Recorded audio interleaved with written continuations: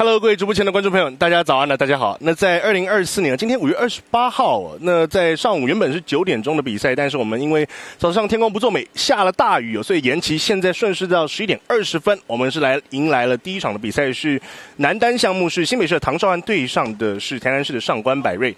我今天的主播黄涛在身旁是邀请到了是湖北科技大学的体育教授简瑞宇老师，老师你好。你好，主持人你好。好，那再麻烦老师今天来为各位观众来带来精彩的赛事讲评。OK， 还好这个天气转晴啊，不然这个赛程可能会延后啊。真的，其实刚才我看这个早上下大雨的时候，就在想说是，如果说这个网球毕竟是室外项目，对，如果说要移动的话，那刚才其实原本赛会是有讨论说要不要去这个风雨球场，对，去做可能说移动，但是要跑到草屯去，那于选手来讲可能难度比较大了。但好在最后现在是放晴了，还好，不然移到那边呢，一些交通上还有一些赛程的安排也比较困难一点。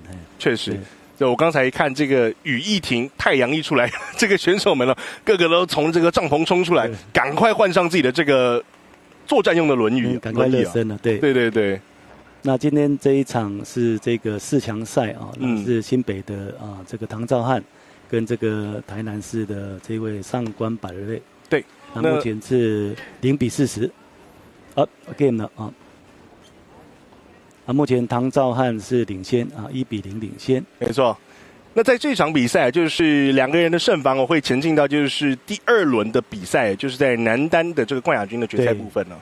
所以其实也是要来看，说是唐兆汉还是说上官百瑞能够拿下这场比赛。其实两位选手来说的话，上官百瑞跟唐兆汉，其实两位选手都算是这个球场上也算是这个风姿没有少见过了。那尤其唐兆汉的话是来自新北市，这一次的话代表新北市作战，团体赛、个人赛都打了不少。那如果说单讲在单打赛的部分的话，从过去的4场比赛下来拿了3胜了，其实不简单了。对，他在决赛16强的时候是6比1击败这个1级优级了，然后在8强赛的时候是把第一种子打掉了把6比1把王伟轩打掉了对，那他现在也是新北市寄予厚望的一个后起之秀那也受到蛮多的一个关注目前他也是这个亚帕运的这个国手对，接下来是换他发球换他发球。在前面成功破发，现在迎来自己的发球局，来看一下是不是能够延续好球。他以前是一个排球选手但是他身高比较高一点所以我看他这个过往，其实很多运动项目都有这个涉猎对。地方没进。拿一下发第2发。好，2发有。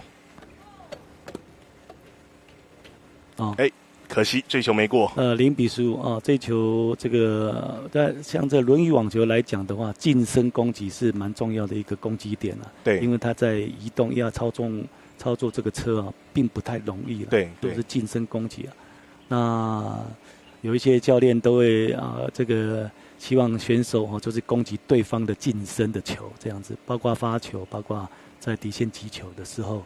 对，其实很多这种球拍项目，可能说我们讲这个羽球跟网球好了，它都是这种可能说你走这种近身攻击的路线的话，其实成功率的话都是比较高的，得分都是比较有效的。所以其实再加上这个轮网的特性，刚才老师有提到移动8字的回车，对，没错，对。好，30比00比30，0比30 ，sorry，这一局发球局是唐兆汉，对，有点落后。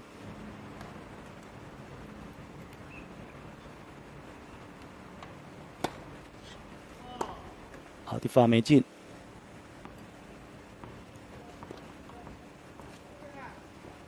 上一次的发球的话也是就是第一次的发球都没有。对，来看一下2发的话是不是能够成功发进。一个 double four 现在0比40。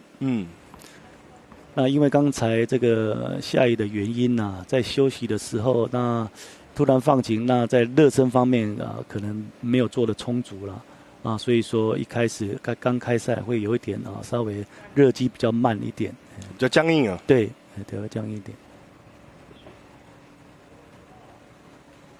现在绝对的落后，来看一下这一次的发球。好球，接发球奥赛。成功先暂时扳回1分了。来15比40。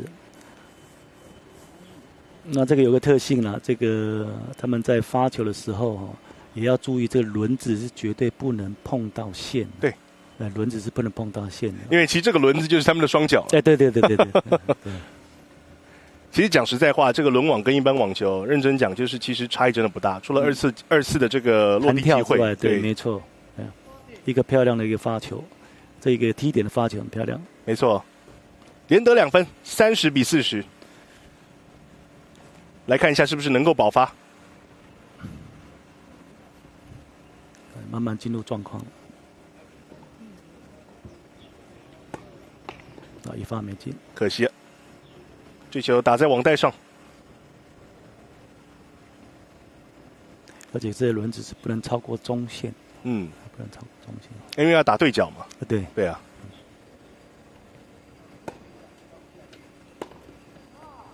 好，扳回到deuce，我在前面这个陷入到0-40局对落后状况之下，连续3次的发球，虽然第一发的掌握度可能都不是特别高，但是2发的话，在这个发进的这个可能说发进率上，还有得分率上，其实是不错的哦。对，他都尽量也是朝他的晋升呐，尽量朝他晋升。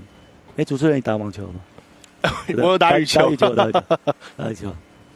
我在这个全障运有羽球的项目吗？我有看到方振宇。也是这个我们帕运的国手，也是有来参赛，对。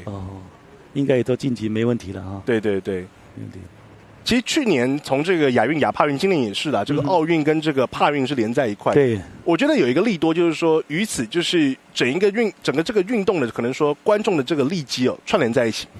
关注完奥运，关注帕运，关注完这个亚运，关注亚帕运。其实那一段时间下来，自己感觉可能身旁在可能说关注这种亚帕选手，或者说帕运动这一项的这个可能说观众其实扩大不少。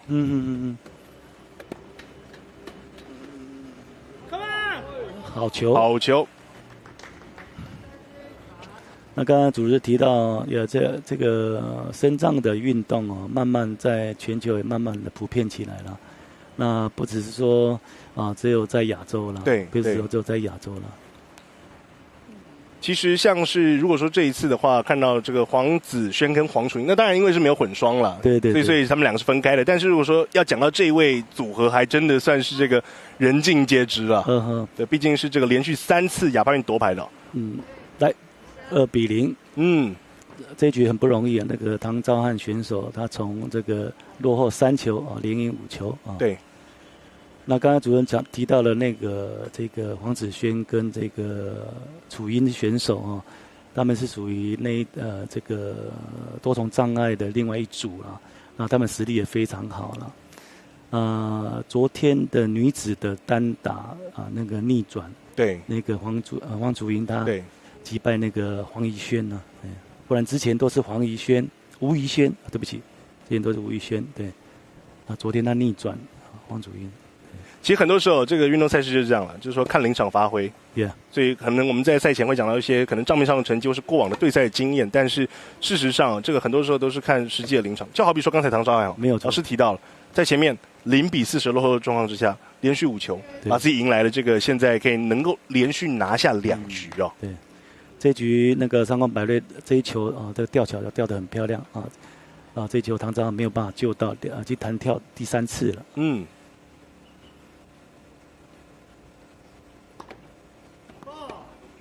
没有，第一发没有。赶一下回撤要回来，很辛苦的一个，体能消耗很大。所以一手控拍，一手控轮，然后眼睛注意落点，非常难。对。double four。双误对。那谈到这位上官选手，他的年纪已经比较偏大了，他已经67岁了。我在这个2年前呢，22年的时候看到永达杯，他65，现在67，现在往70去了。那我们在其他当中也有感觉到有断层的一个感觉了。对，还好唐昭汉、王伟轩这30几岁的已经慢慢起来了。慢慢起来。不过这一次唐昭汉挥击挂网，对，这是一个失误，这球没咬到了，目前是30-15。又是一个精神发球。哦，连续2球都是近身罚球，迫使唐昭汉发生这个个人失误。40-15，上官百瑞虽然现在在局数上是0-2落后，但是现在的话是有机会能够就是爆发，拿下这一局。因为毕竟的话，这一次我们就是打1盘6局嘛，对，所以其实局数的话就是都特别重要。因为可能说我们打这个可能说3盘2胜，那这盘过就这盘过了。但是现在的话就是每一局都至关重要，每一球应该每一球是蛮重要的，确实认真讲是这样子。好球，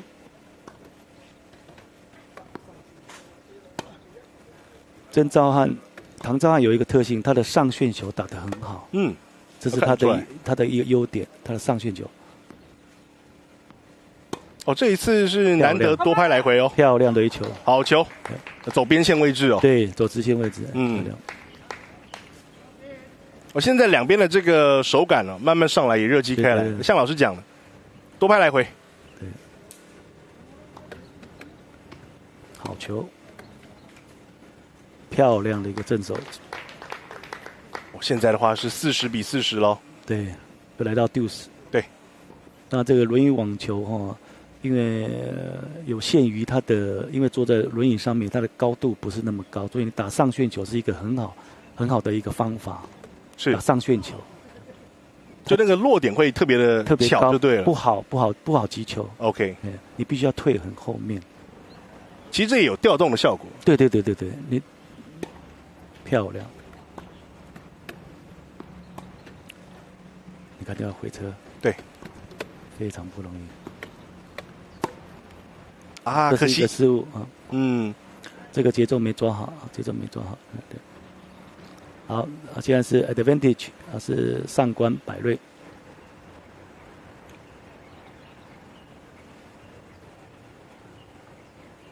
也很辛苦没有球童对，要自己来。就昨天应该是说了，这个最近法网也开打，所以看这个可能说法网的话，就场面都球童，第一时间球一跑了，两边人都冲出来了。但这个轮网就是2位选手自己来。对，毕竟那个法网那个是职业赛事是。但其实现在场上每个选手都是有这个，应该说大部分啦，都有这个代表队、国家队的经验了，所以其实也都不简单了。对。第一发是失误上官百瑞。很关键要来看一下是不是能够拿下第3局，但是连续2球，哇，拿下，对，这是一个 double four 又回到deuce，一球挂网，一球角度开掉现在的话就是就要来看一下就是如果说又面临到这样的状况的话，压力比较大，上官百瑞怎么样去应对？上官百瑞在晋级到4强的之前一场也是击败这个老将这个蒋荣贵6-0，但是这个也曾经拿过这个铜牌，这个老将了那刚才的闲聊当中是讲他的对手是这个手最近受伤了，对，所以有点影响，所以说他能够击败他算是非常好的一个表现上官。哇，这球奥赛很可惜。对，底线出界advantage 上官百瑞。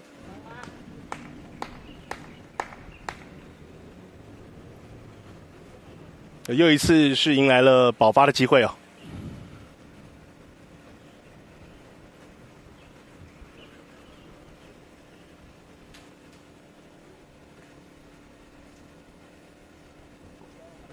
这球比较久。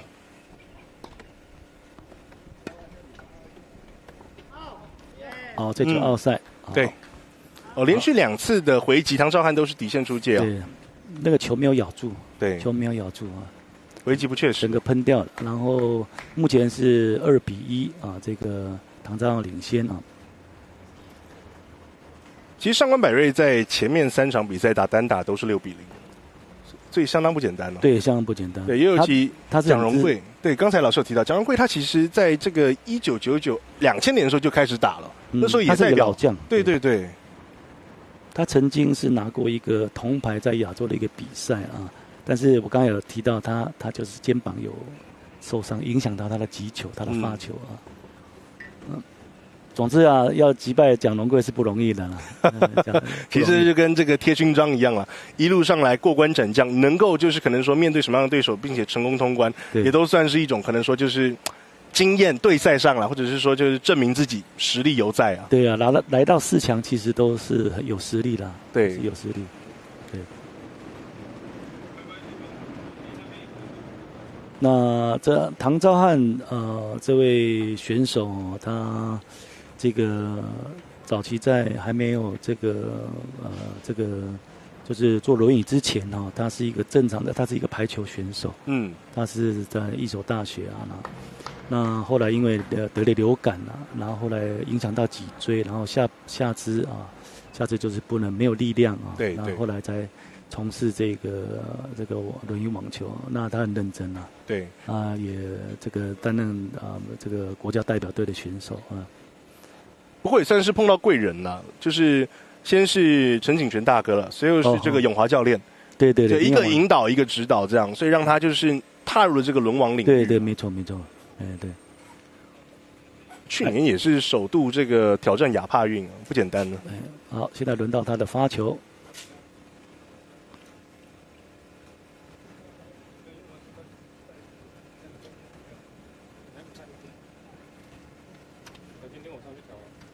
这个发球还是一样规定是20秒之内要发出去，20秒之内。这大部分规则都大同小异。大同小异。对。这球上官百瑞的一个直线得分，这球打得很漂亮。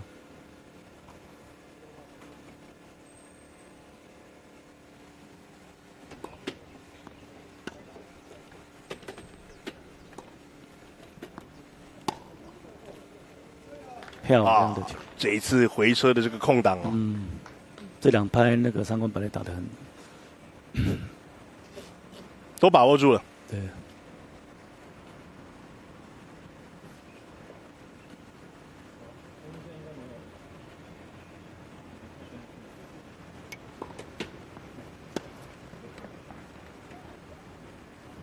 非常漂亮的一个，这个角度打得非常好。这个小角的话，它的移动范围是非常非常大的。对。那比如来到40 love， 那 40， 0比30， 0比40。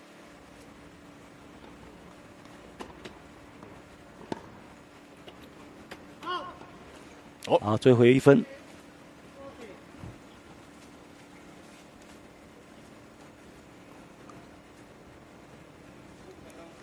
唐昭汉目前在台湾烟酒公卖局上班有一个正当的一个工作啊。这也都是抽空出来练球了。对，漂亮，这球非常漂亮。也是往这种边线位置去抖，把上官百瑞移动掉的非常非常大的移动。什么呢？利用假日练球白天要上班啊。不像一些日本欧美他们都是类似职业级的，对，半职业化。对。连追2球啊，唐昭汉。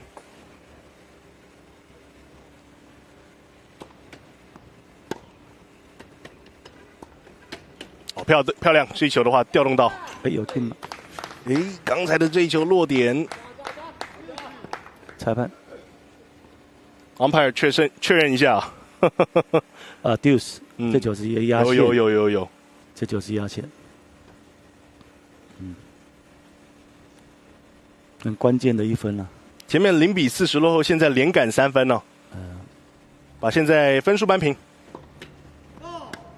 但这一球第1发没进。唐昭汉。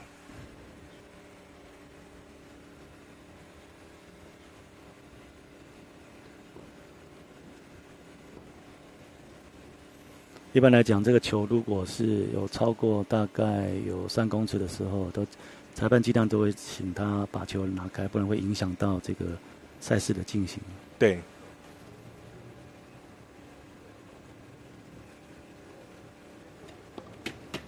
往外角走。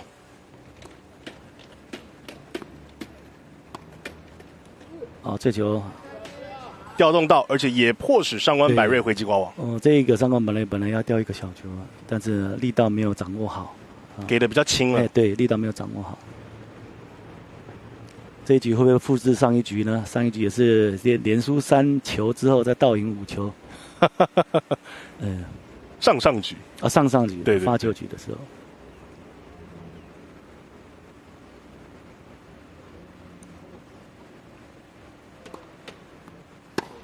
漂亮的一个直线，哇，非常漂亮，这球非常漂亮。刚才想说唐兆汉一发就进，但随后是被回马枪上官百瑞打直线。这个 return ace 啊，又一次是 deuce 咯。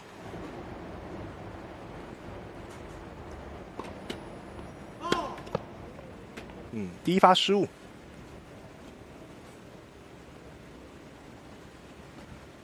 来到2发。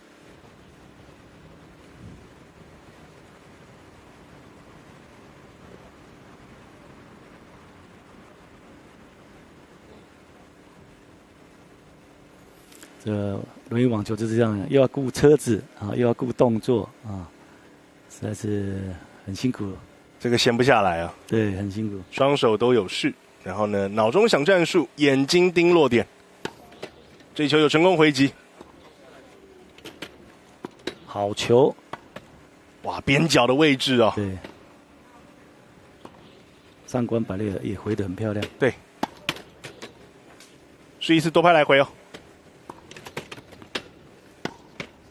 漂亮，哇，漂亮的一个斜线，这个斜线对角走的真的精彩啊，非常漂亮。毕竟是老经验了。对，来 advantage 上官百瑞，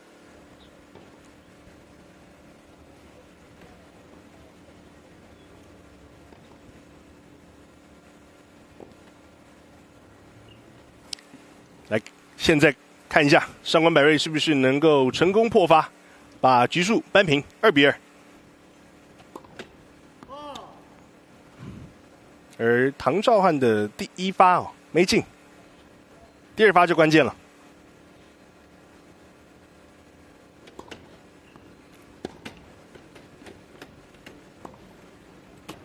out，可惜刚好就在边线外。对，这就是唐兆汉的一个失误球，啊。那现在比数来到2-2啊，接下来是上官百瑞的发球。对，这个。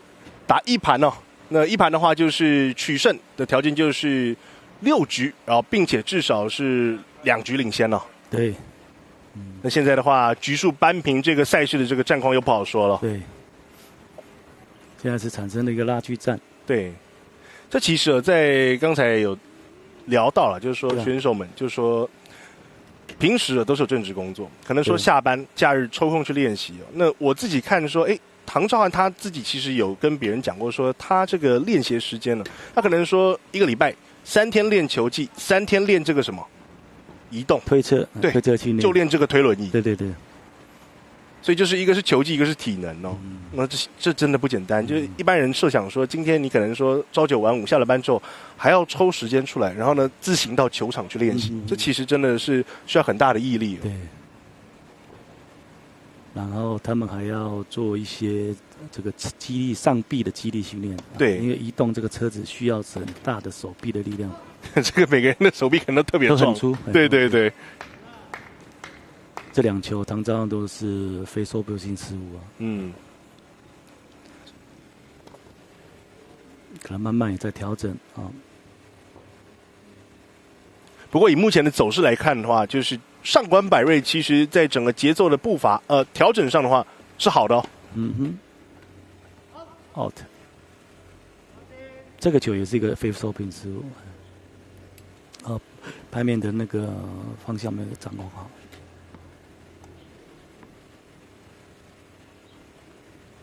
30-15。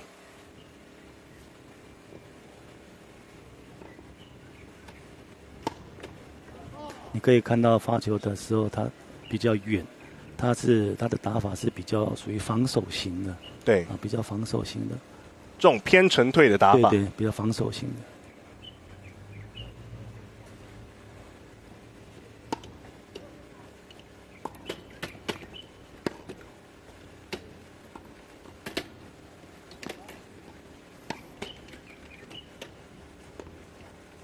走斜线，这一球唐兆汉有回击到球，哇，又是一个失误。这种非受迫性的失误的话，真的是让唐兆汉在这3局下来算是损失不少。对，目前是处于落后一个很重要的一个原因呢。那刚才这球反拍也拖拍了啊，也拖拍了啊，那个击球的那个时机没掌握好。如果按照排名跟目前的实力来看，啊，应该是唐兆汉会比较占上风啊。但是今天的临场表现，目前为止啊。唐兆汉有点这个没有跟上的感觉。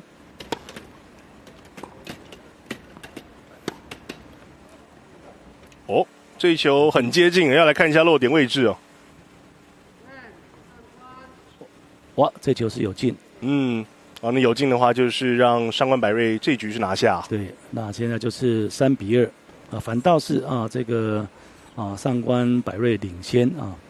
从0-2到现在3-2，连赶3局。连赶3局啊！对对对，不简单哦。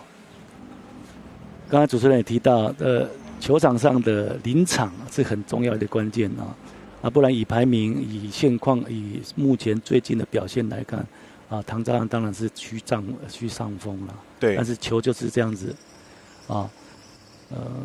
球是圆的啦，对，球是圆的。这个套一句大家都常讲了，这个球是圆的，什么事都有可能发生。对，没有错，就好比棒球到第9局下半2人出局，2好3坏还没有决定。对对对，其实这个运动的特性就是这样子，不到最后一刻那我相信唐兆汉目前也是慢慢在调整当中了。这几天其实看这些对赛的这个记录看下来，其实会发现说，在龙网这个项目上的话，真的就像刚才我跟老师都有提到，临场发挥，就好比说可能前面先拿下3局。但随后的话，对方也连赶3局，这种交叉式互相取局数，把比分扳平，让战况焦灼的这个可能说情形，在这几天的赛程下来都不少见了。所以其实，在这项运动上面的话，至少了就可能说这一次赛事全状元看来的话，选手之间的这个可能说竞争啦 ，neck and neck， 其实是算是激烈的。对。而且平常的练习的有的这个比赛的对手几乎都是有时候平常在练习，所以球路都蛮熟悉的。球路都蛮熟悉的。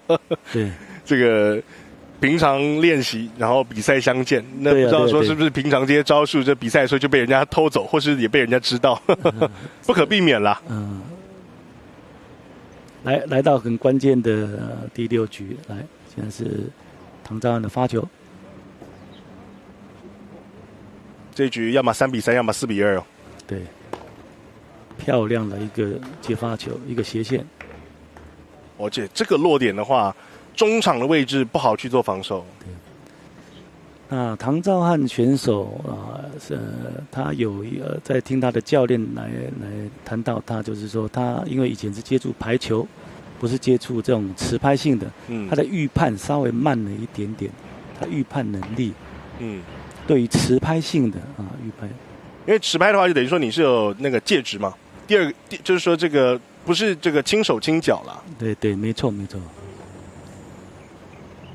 所以在预判方面，预判来球方面，不过这样打下来球龄到现在也是快10年了。这2球上官接得很漂亮。30-0。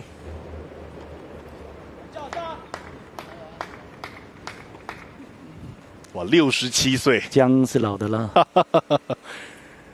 这个姜虽然放久了，但有的时候还是不小心会呛到。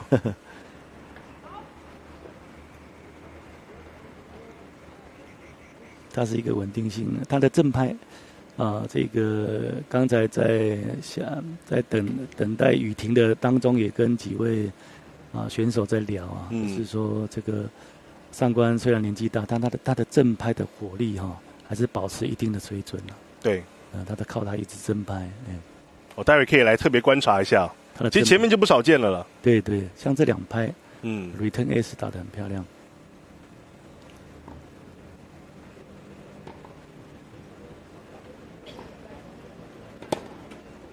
对，你尽量要去反拍去。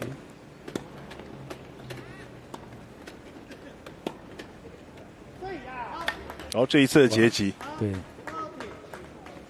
阶级失误，有点太急躁了啊，有点太急躁了。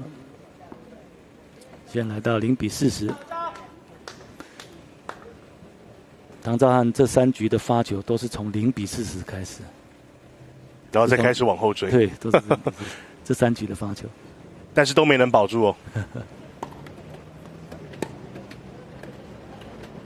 好球，好，这一次对，走中间的位置哦，保住1分。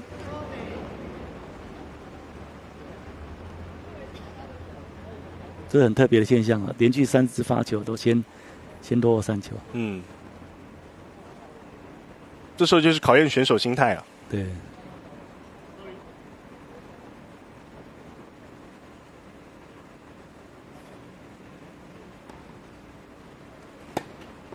好球，从反拍过去，好球。因为刚才前面2球给正拍的时候，被2个 return S 啊，那现在改变策略，都发到了反拍。对，这个适时改变一下这个对赛的节奏。对，这有的时候的话就是去扰乱对手了。没有错，没有错，因为毕竟上官的正拍是他的武器了。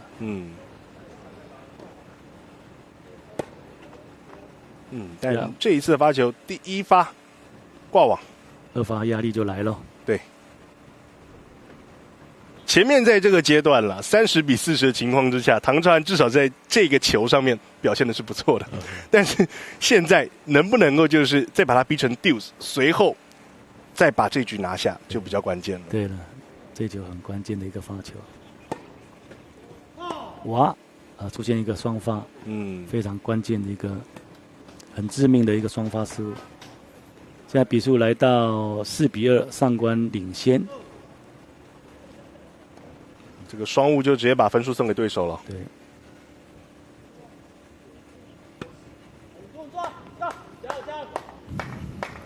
现在看看这个唐兆汉选手要怎么样来逆转，想办法要来改变一下策略。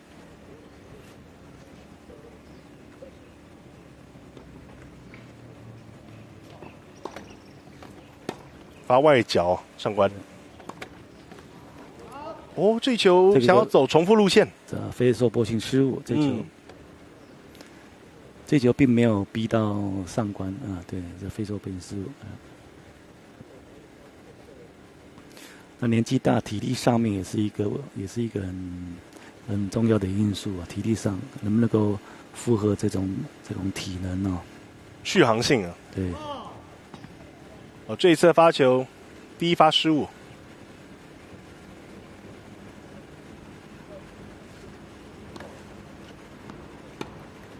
，2发有，回车。这球高跳球打得非常漂亮。这一次的话有把分数拿下哦。对。我们刚刚提到这个受限于这个高度的问题啊，这种如果高吊球的话，如果吊得好的话，其实很难回击的。对，这球就很明显了啊，这很明显。因为毕竟高吊球滞空时间长了，然后这个落点的位置弹跳又高，要判断也麻烦。对，你又要移动到那个地方去。对。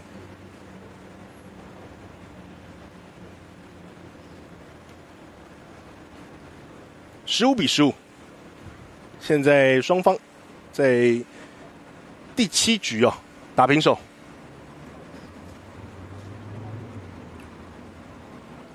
不过对于唐兆汉来说，在前面连取2局2-0领先的情况下，现在被上官百瑞连取4局追上并反超，这个压力就比较大。对。不过刚才的话，上官百瑞1发失误挂网上。这个状况并不常见的。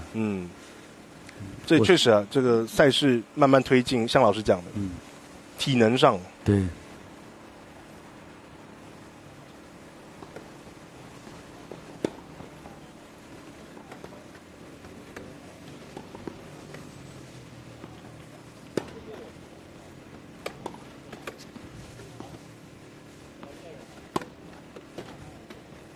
哇，今天不断打退唐兆汉哦。对，今天唐兆汉的在移动方面控制的没有很顺畅。对。连续几球他的落点位置都是比较偏向这种底线后场位置，所以也是不断的去压迫、压退了唐兆汉。没有错，没有错。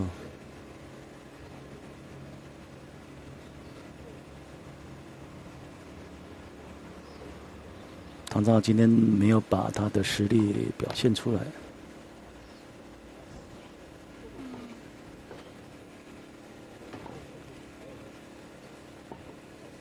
2发，有，好球，好球，好球！适时帮自己扳回一点自信啊，唐兆汉。这一次的接发掌握住之后，随后走斜线，30-30。唐兆汉几乎的得分几乎都是对手的反手拍了。嗯，那我相信他会持续用这个方法，因为正手拍是武器球啊。对方上攻的正拍确实是不错。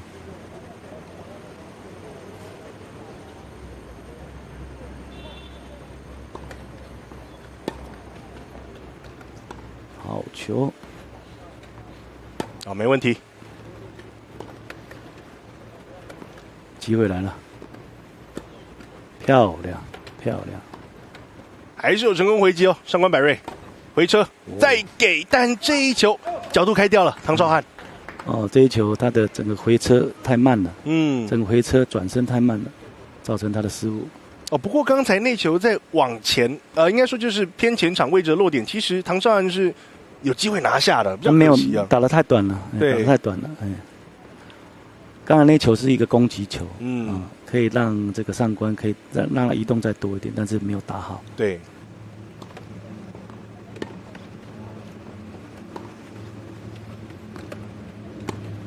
哇，好球！你看得分还是在对手的反拍。啊，比数来到deuce，有一次靠线边的位置拿下分数，40-40。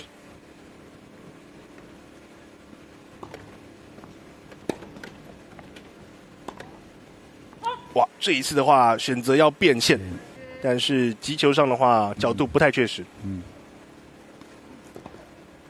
这球上官拼的比较有点风险啊，拼的比较风险。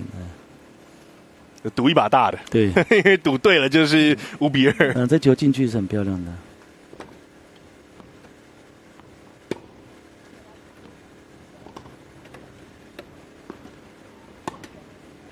漂亮。机会来了，漂亮，漂亮。好，现在的话，这个状况是有逐渐回升了，唐兆汉。慢慢的恢复到他的实力了啊。没错，拿下了第7局哦。这个非常关键的一局。如果来到2-5的话，要追的话，那压力很大了。因为只有1局啊，你能够如果1局再输1局，就输掉整场比赛了。这个就是退无可退啊。对，很漂亮，非常漂亮的一个反手的底线，好球啊！几乎得分都是在这个对手的反拍方面。这球得分也是，这就打得聪明啊！对，知道说这个对手的优势在哪？对，必须要在场中就是必须要调整了。这其实刚才在赛中有提到说，唐兆汉到现在就说在轮网这个赛事项目上，可能说耕耘也是将近10年，但是其实至于现场的所有选手来讲的话，他其实算是比较年轻的一辈。他算年轻的一辈的，对，因为这个像一哥啊，这个戴家阳也44岁了啊。那像王伟轩啊，第一种子王伟轩也是算年轻。现在年轻生代的，这代就是唐兆汉跟王伟轩这2位了。这个3开头的不然年纪40、50、60以上都有啊，都有啊断层的状况啊。那刚才也跟协会的这个几位同仁在聊哦，就断层的状况哦，就是因为这个轮椅身上的这些运动者他们比较选择室内的项目啦，对，不用在外面这样子风吹雨淋啊，对，选择羽球啦、桌球啦，所以有一些都跑到那个其他项目去了，参与的人并不多这样子，所以就断层了。好，关键了，这一次的回击球力道给的很够，对，但挂网上了，上官百瑞。这场球真的是一个拉锯战，本来一开始觉得说可能是没有像今天那么的紧凑了啊，但是这个上官百瑞今天打得很沉稳。从第3局开始，没有让唐绍涵是一路把分数跟局数带开哦，这就算是很成功的这个打法了。对。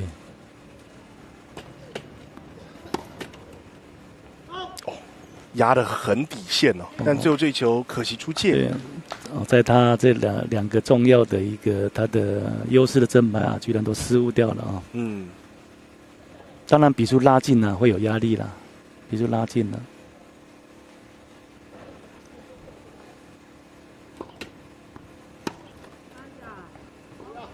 连续得到3分啊，40-0。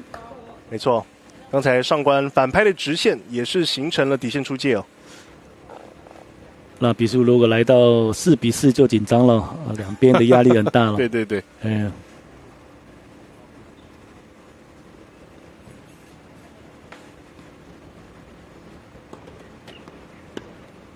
非常漂亮的一个反拍的一个发球得分。没有问题哦。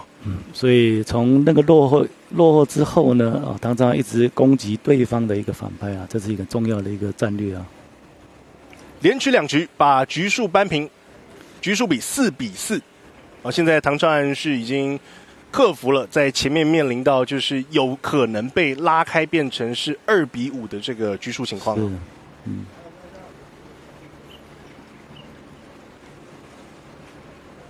我们看上官百瑞这个发球局怎么表现。一个漂亮的一个反拍，近身的发球。一发得手哦。近身发球。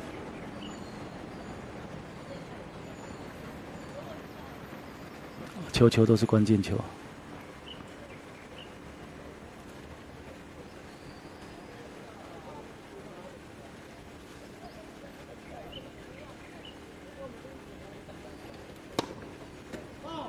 好，来到2发。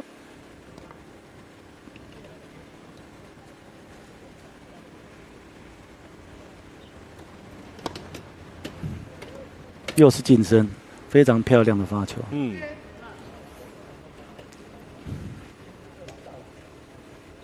我们在近身的话，这个你要出力发力很困难发力的。对。如果在2侧的话，对，2侧比较容易发力啊。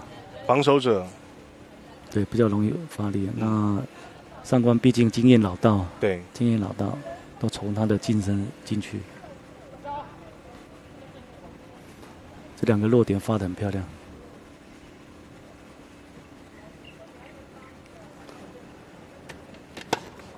还是从近身去。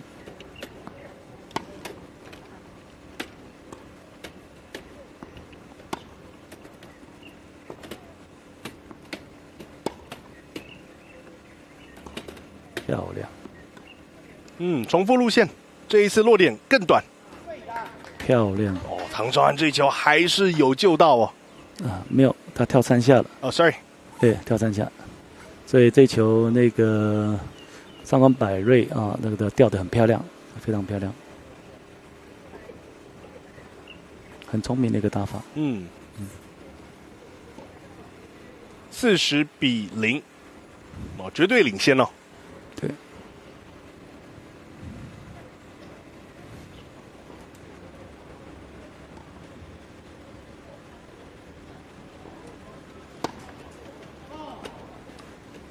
发球过长，来到2发。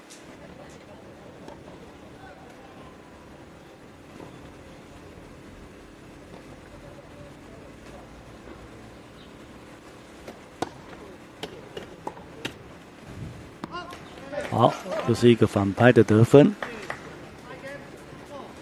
比数来到5-4上官领先啊。在这一局的话，打得算是蛮有压制性的哦。这一局来讲的话，这个前面的2个发球，上官的发球发得非常的准，朝向这个唐绍涵的这个近身，使得唐绍涵不容易发力产生失误啊。那最后这一球就朝到了反拍去但是这一球是唐绍涵一个非手背影失误啊。那先来到5-4啊，这个这球掉，这个短球掉得很漂亮，这个回放这个球，短球已经跳3下啊，这落点好，然后调动也都有，非常漂亮。还是老经验了哈，还是老经验。但是今天整个唐章汉在感觉上在这个推车移动的速度没有之前的顺畅，没有之前顺畅。来看看他这一局怎么样保住这个发球局啊！所以来到现在这一局哦，其实就是至关重要。讲至关重要，真的是一点都不为过。就是说，在前面其实老师有点到几个重点，就可能说在回车的这个移动上面，对，今天不是那么顺畅。对，让别人一拍，然后可能说在几次可能说就是这种可能说线边位置，也尤其可能说底线的这个掌握度上面的话，也不是特别好，又尤其在可能说过去的这一局很明显。所以这个有的时候年龄不是一切，年龄只是参考。那年龄大，经验就够，对，经验就多嘛。就看很多选手，这个他们都是常讲把这个什么活到老学到老，活到老打到老挂在嘴上哦，这真的是不简单哦。来看这个发球局怎么表现。关键一局哦，当然是要以保发作为最大目标。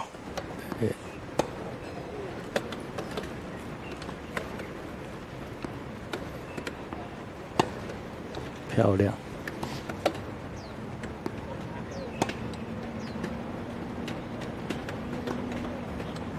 好球！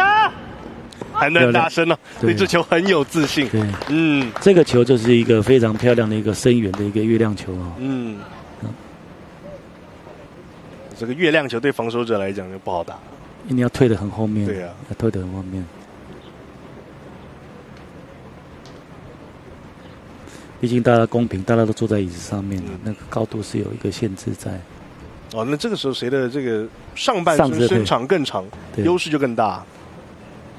不过第一发挂网，唐兆汉。哇，压力来了，双误。对。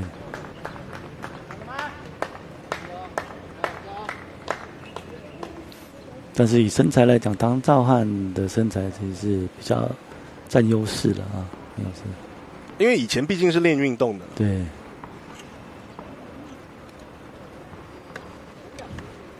很关键的。这虽然早上下雨让这个比赛赛事是延迟了一阵子但是至少现在有一个很好的地方，就是说看现场这个风向风势没什么。应该是天空应该 OK。对，很漂亮的一个直线。漂亮。再一次取分了。才是攻击对方的反派的得分。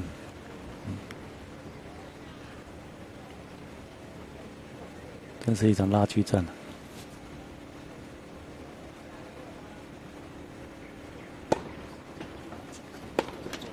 啊！这是一个上关一个非受迫性失误。想要把球带开但是带了开了多了些他提早击球了。球没有进来就击球，打到偷拍了。而且这一球是有点也是偏近身的。对。在击球的位置上面比较不好掌握。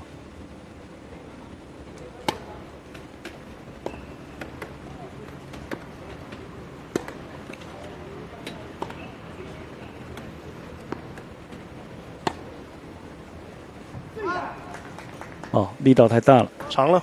对，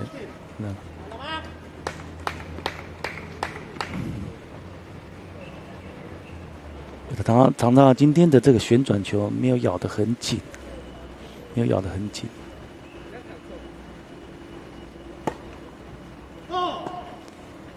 走外角，第一球没有。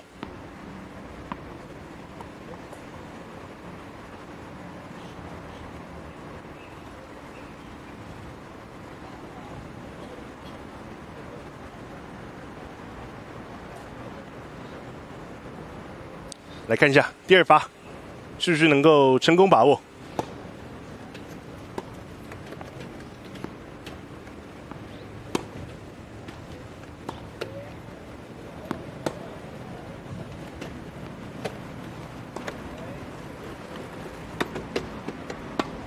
漂亮的高吊球，还有，回位的很到位哦。奥赛，对，可惜。比数来到 deuce， deuce 就又不好说了。上官百瑞非常有耐性的在处理底线抽球。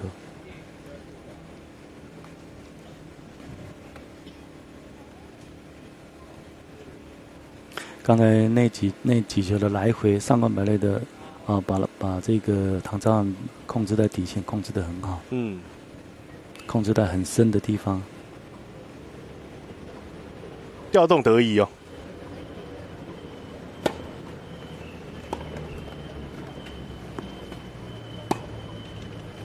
漂亮，漂亮。这个时候就是需要这种大心脏演出。没有错，这个球实在是这个出手蛮大胆的，蛮大胆的。你看上官百瑞一直在守他的反拍，那这球唐昭汉打得很大胆。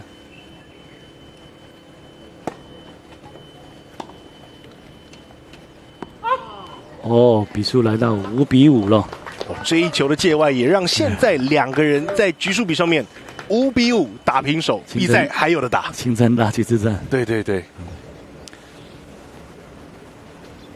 所以在前面跟各位观众提到说，这个前面几天的赛程呢，当然不是说每一组啦，但是有不少的场次都是这种如麻花般纠缠，随后展开哦。今天这场就是一个很好的例子哦。主持人，我们第一次合作就碰到这种非常焦灼的这个状态。好啊，比赛好看。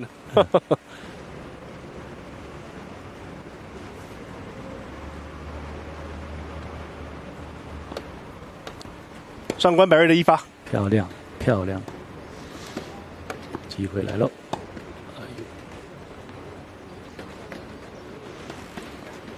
还是有成功回击，这球边线的位置。一个失误。这也是车子，这也是他的这一球也是他的移动没有到位，抓到那个车子的控制到那个击球点没有做好，这一球它产生他的击球一个失误对，不然这球并不是那么困难。对，但是车子没有移动好。所以如果说这个轮椅这个选手控制轮椅的这个移动，可能说自如度上面，好不好？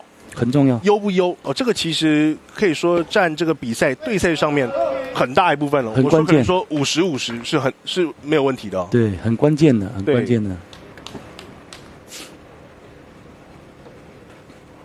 因为在没有移动当中，大家都打得差不多，但是你一移动下去，就看你的刹车能力你的判断位置，你的操控的能力，操控车子的能力。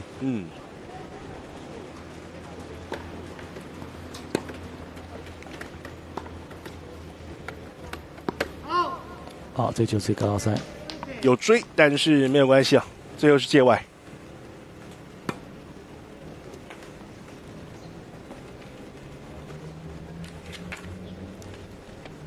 好，比数来到30-15。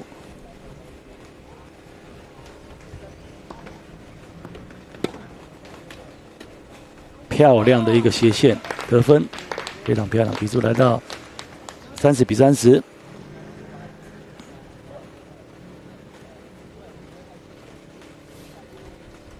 那刚刚主持人提到这个位置的问题，就跟正常的脚步一样的道理，就是说脚步好的话，击球位置就好。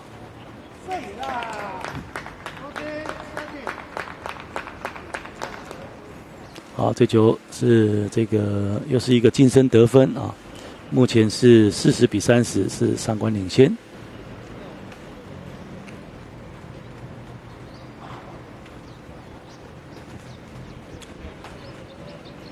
来看看接下来走向是怎么样。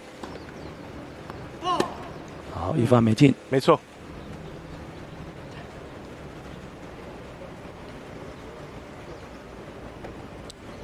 好，来上官第二发的尝试有。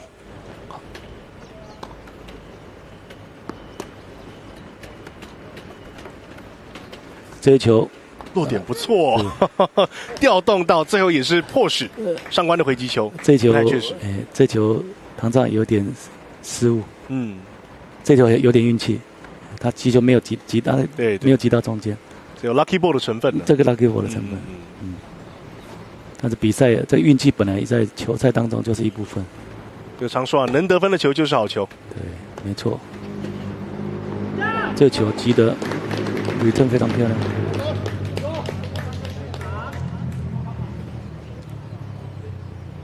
我们怎么看下来？如果先给对方移动，机会就比较大。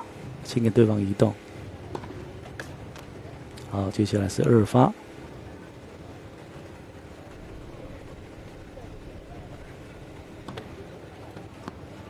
上官百瑞面临破发点了。这一球很重要的一个破发，很重要的一个破发。才讲完，分数就被唐兆涵给拿下来了。很漂亮的一个破发，不简单，不简单。对，这场比赛从领先打到变落后，再扳平，现在又帮自己挣得了一局的优势。对，等一下是一个关键的一个这个发球局啊，发球局啊。那我们的这个现在有回放动作，我们看一下啊，回放动作看一下。好，这次给失误球，来看一下。这就是刚才讲的那球，有点稍微调动这球。对。刚好有点小失误啊，刚好又落过网，那形成很好的一个效果，很好的效果。漂亮的一个 return， 一个斜线。我们刚才有提到这个，我们的轮椅网球的推动哦，那从2000年开始，就是从台北市轮椅网球推广协会开始启动，那慢慢有一个很重要的因素就是这个永达保险公司，它从这个2005年开始就开始赞助国内的比赛，然后赞助一些国手出国的一些经费，让这些残障的这个网球爱好者愿意来加入这个行列。对啊，确实这个永达保险公司一个很大的一个重要的一个因素啊，对啊，真的是非常感谢这家公司啊。确实，所以后来的这个永达杯也算是成为这个台湾国内指标性，一定是没有问题，指标性的大赛。对，而且甚至可能说亚洲周边的其他国家的选手都有来参赛。像我们知道日本的选手这个很多这种我们常讲说可能这种排名前段班、大魔王等级的选手都有来台参赛有。对。等一下我们再来谈谈另外一位日本的这位国宝级的国之圣物这位等一下再来谈。现在我们来看关键的这一局，影响一场比赛，攸关进入冠亚军赛。这如果说前面下雨，比赛如果真的取消并列，那也就算；但现在有打，那就一定要拿下来。没错。这球是一个百光三轮一个直线的一个正拍，我们也提到他的正拍是他的武器啊，这球直线得分。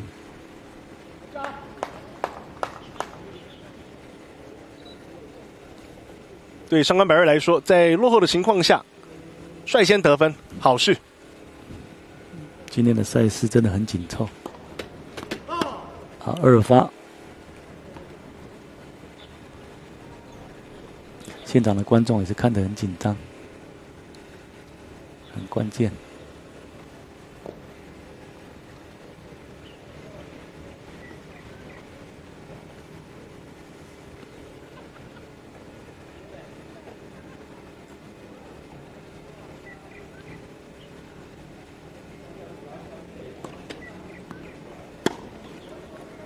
哇，过头了。长了些底线出界。他还是采取强势的一个攻击，毕竟他对他的正拍应该是很有把握。比赛来到15-15，这是一个漂亮正拍，又是一个漂亮的正拍的return。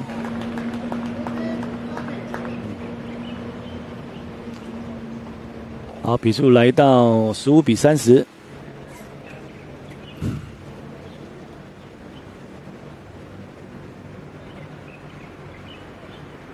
唐绍汉自己的发球局要想办法，至少能够展开他的好球，并且延续漂亮，还是要朝对方反拍哈。这球发的反拍非常漂亮。好，比数来到30-30。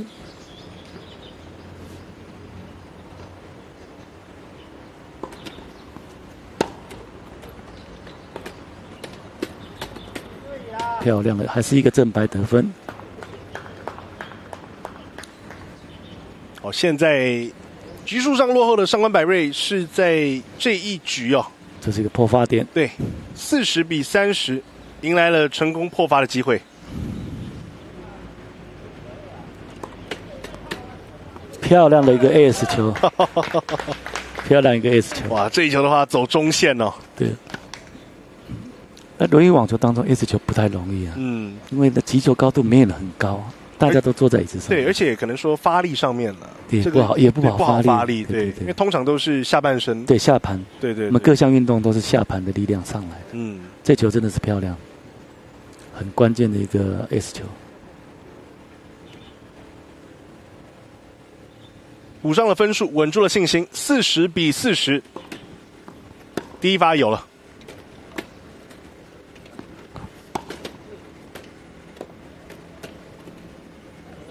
还是靠他正拍啊，advantage 啊，来上官百瑞。比较可惜这球落点比较浅了。对。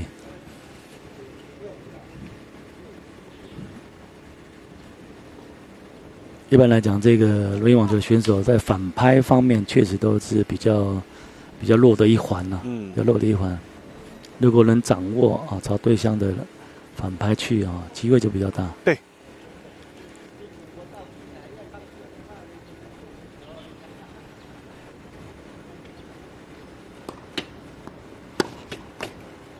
弹在网袋上，有过。好球！哇，这一下出拍结果空拍，没有他回身太慢了，回身太慢，回太慢。比数来到6-6。哇，这一场比赛的话峰回路转那现在的话就是要来迎来就是 tie break 了。tie break。对。今年的比赛好像没有 tie break， 我看一下。因为如果说看这个秩序册的话，它是写说单打，不管说团体或是个人都是1盘6局，那6平时打7分 tie break。抢7。对。今年比赛应该是第一次对。漂亮的一个发球。这一球的话力道十足漂亮。刚刚才提到轮椅网球要发 S 真的很难，真的很难。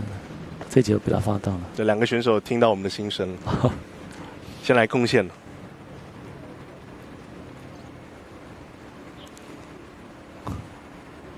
老将真的是老将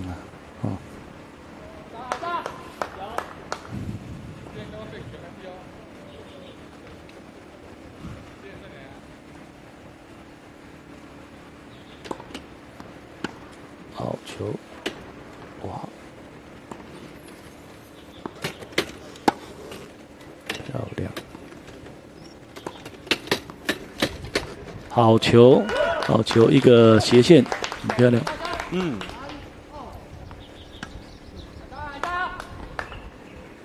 所以有机会还是要调动调动。毕竟这个推车的技术推车的技术说又是另外一门学问了如果没有做好的话，对移动就很困难了。对，所以这也就是说，很多选手他们会有可能说，几天是这个推车训练，几天是这个球技上的磨练呢？有看教练的安排。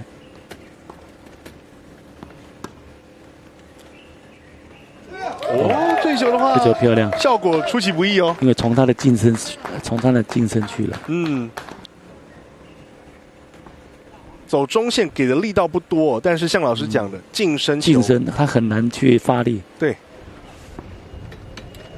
虽然这球过去是没有什么威力，但是那个落点很漂亮。有的时候就是打得好不如打得强。对对。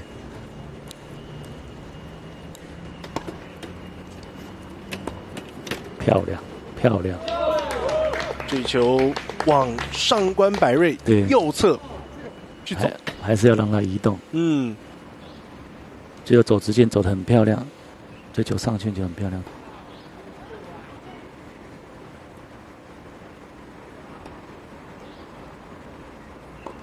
好，2比2。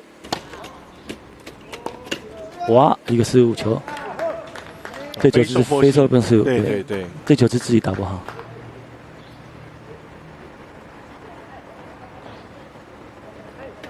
现在这个抢分环节，非受迫性的失误的发生呢，就是比较伤了。对，胜负的关键。胜负的关键。前面如果说这个，当然了，每一分都重要，但如果前面说这个局数一局一局重要，但现在的话就是每一分对都至关重要。都影响胜负了。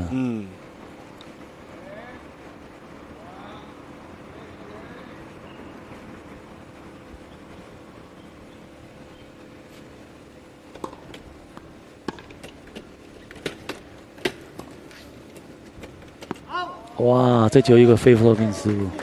直线最后是形成界外哦。其实这球不是那么困难打，自己没有掌握好，这个失误蛮关键的。对，连续2次的失误哦，唐兆翰蛮关键的。这一下就从3比3变成说是2比4哦。对，一消一长就是这样，来回就差2分了。对，差2分。其实这种隔网运动就是这样哦。这个1分你可能说是1分给到谁，但其实事实上是2分，看作2分。一消一长，对，因为对方得1分，其实你没得分。这球是很落点非常好，近身他没办法发力。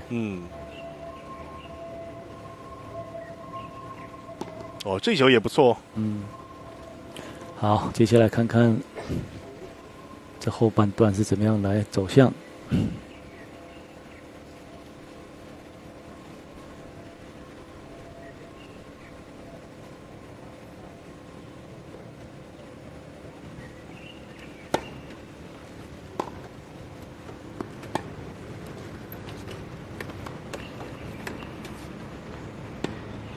还有回防，有没有进？有进，裁判说有进，非常漂亮的一球。3比4，刚才那分是唐兆翰拿下。轮到上官百瑞的发球。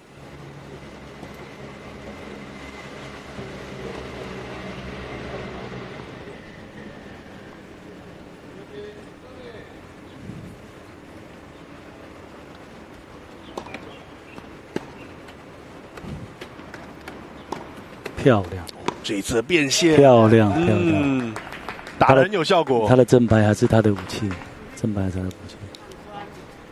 截一下好吗？谢谢。飞行的这个距离球线够长，而且落点呢够偏，好，够准。漂亮的球。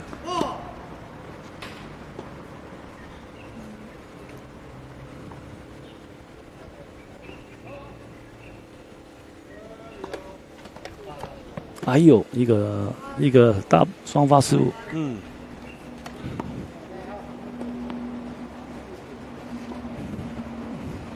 有时候来到越胜利的边缘啊，是越绑手绑脚了。临门一脚。对，要关门了，关不起来。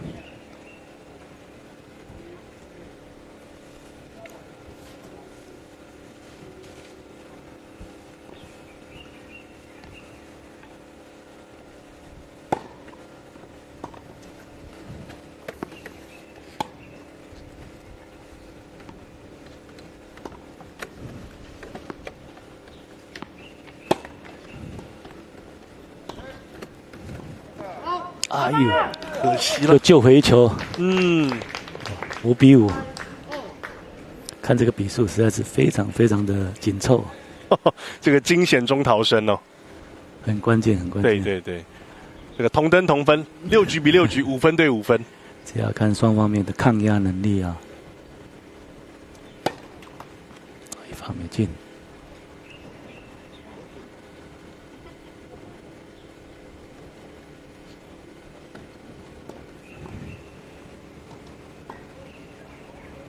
来到现在抢七哦，应该说可能说往回推2局的时候，其实两位选手在体能上的话消耗就比较明显。对，所以可能说在发球上的话，通常会需要来到2发。对，哎，你看，哇，一个双发失误。对 ，double，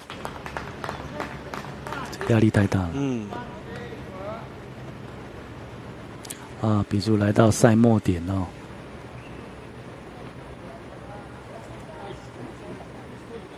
这是要命的一个双发失误。这种失误发生的时候，就是哎，真的只能怪自己口袋不够深了。这口袋如果够深，就有分数可以丢。但现在的话，赛末点，对，要来看一下是上官能够延续气势，但说完这一球，哇，免这1发，接下来2发，还有2发，对对对。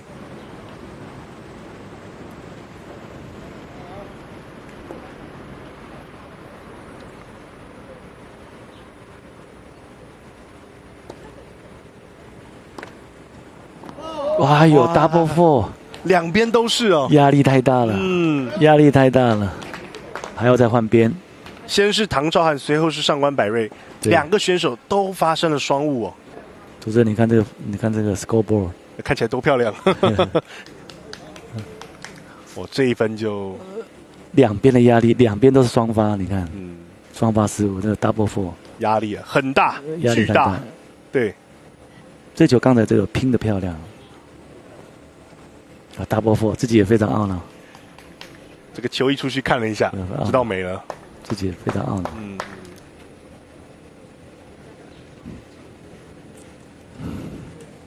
今天这场球真的是从头到尾很紧凑。没错。好，看看这最后这怎么样来表现。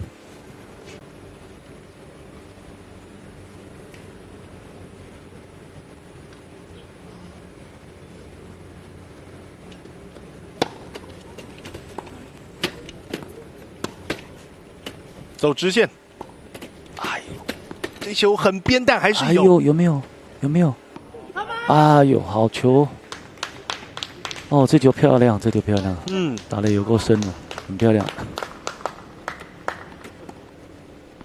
好，比数来到赛末点啊，是刚才是上官百瑞之前有一个赛末点啊，现在是换这个唐兆翰的赛末点，互换喽。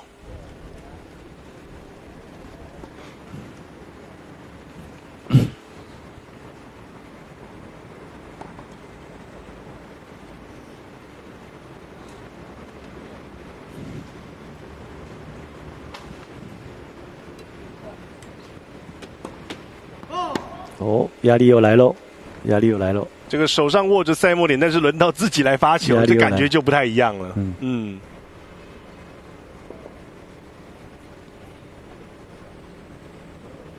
2发的尝试，很关键。又 double four， 又来到平手了。对，压力之大，双方还有机会。比数来到7比7。连续2次发球的机会来到唐兆翰都发生了双误。双误。对，在过去这2球哦，这个也是他未来可能要克服的一个环节啊。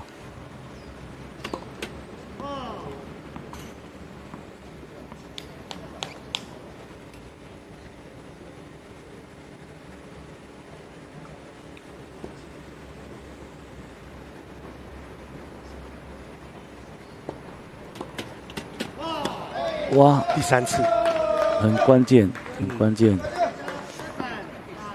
你看，在抢七里面总共几次？4次双误呢？对，唐兆翰3次加上上官百瑞1次，4次双。对，所以这种关键的这种抢七当中啊，双发是一个很致命的一个关键。哎呦！接下来换这边压力也大喽，没错，1发挂网哦，上官百瑞第2发，哇，确实也是 double four。对，哇，这个前面如果说这场赛事这个压力高涨，观众朋友可能看不出来，在前面几局赛事，但来到现在抢七的环节，两位选手一个3次，一个2次，双发都发生了失误。自己也笑出来，不过这个时候能够笑得出来是好事啊，释放压力。对对对，这有的时候比赛的时候互相双发失误，这也很少见，非常少见。看压力有多大，哇！你看压力大，整个节奏都乱掉了，跟前面一发一样啊，最后都是挂网失误。哇！连续2发也都是 double four， 这种状况非常少见呢。连续两边都双发失误，没错。在过去这6次的发球机会，给到唐昭翰跟上官百瑞，都是以这个 double four 双发失误收场。对，这可能是一个记录呢。这个转播到现在很少。对对对，这隔壁场的田赛竞赛在破秒数记录，这边在破双发的这个失误记录哦。不过其实能够发生这样的状况，也证明了两位选手在对赛的内容上是精彩的。但是这个也是以后哦，他们在未来在训练当中，未来在比赛当中要突破了这个很关键的一个环节啊。没错，因为以后也会碰到这种关键的，不管对到国内选手、国外选手。一定会碰到这种状况，对，关键时刻。因为这个时候其实一言以蔽之，体能上的消耗是一回事，但是心理上，像老师讲的，真的至关重要。抗压的，要能够扛得住。这是一个赛末点啊，那又轮到非常有压力的这个2发。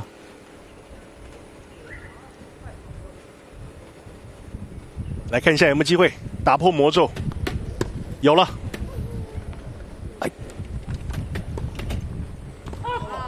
out， 这一球哇，要调动开，结果最后形成界外哦，又要换边了。你看这个 scoreboard 上面显示的69，没错，又要换边了。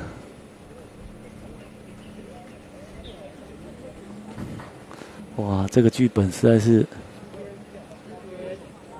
要换边了，这个峰回路要换边才对，他们打到昏了，不知道换边了，要换边了。两位选手从这个我们刚才在转播开始的时候是大概11点20分，现在已经是12点接近40分了，1个小时多的时间过去了。这个实在是非常非常长时间的一个比赛。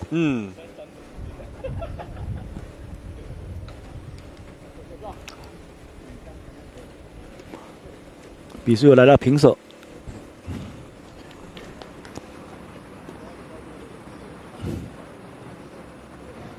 好，接下来看他的这个发球发得如何。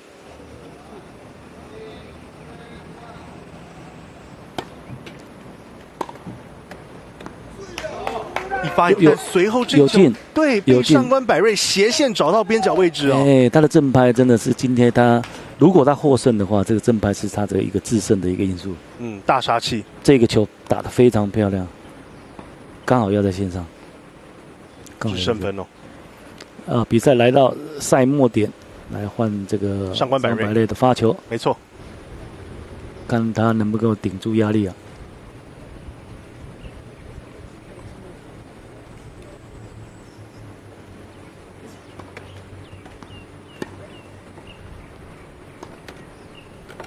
哇，这球漂亮，及时没有问题。哇，这一次正拍最后形成边线界。哇，又平手。对，10比10了。哇，这个剧本写得很好呢，自己都笑了。居然发生在他有把握的正拍。对。又回到平手了。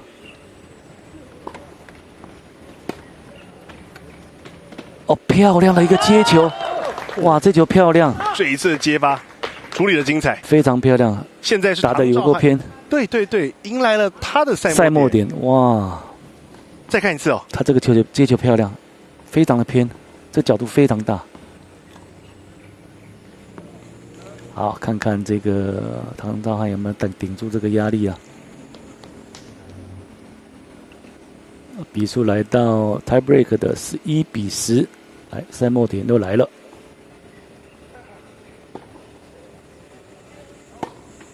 好球！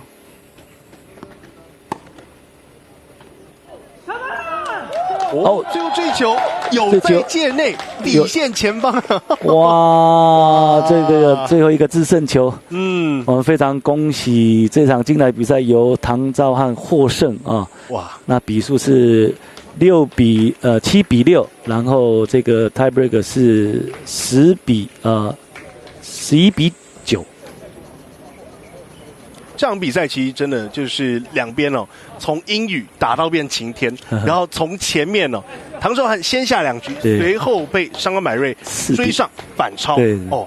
那但是哦，在这种可能说就是面对到自己从这个开高变走低的情况之下，唐兆汉还是有稳定上线，最后再把局数追上，而且最后两个人也形成6-6打平手，这个拉锯战。对，而且来到这个关键，原本说我们讲这个抢七的环节，结果刚才。像老师也有看到，双方各3次双发失误，而且都是交替的来，没有错，交替的来。对对对，这场比赛真的是精彩。那最后的话，内球制胜分，唐兆汉打得精彩。对对对对，那这个刚才我们提到，这个双方在这个关键时刻的在双发失误的这个偏高啊，那这点也给我们其他的选手一个很大的一个启发了啊，在关键时刻。不然呢，如果一些好几个赛末点几乎就要完成了但还是造成后来的紧张的一个状态。那我们非常恭喜这个唐兆汉，本来他在排名上面或者状况方面，本来他就是比较占上风，只是今天对方也打得非常的好，尤其是正牌，对给他很大的一个压力。对，那才会造成这个非常紧凑的一个比数啊。对，其实在中段的时候，真的是给唐兆汉不少的压力哦。对，没有错，他的正牌，他的正牌非常漂亮。没错，好，所以我们就恭喜唐兆汉在这一场今天转播的第一场比赛是拿下了胜利，辛苦的赛事，最后也是拿到了前往冠军战的门票。我是主播王涛，在身旁的话是简瑞宇老师。我们先休息一下，待会再次回到比赛现场。OK， 好。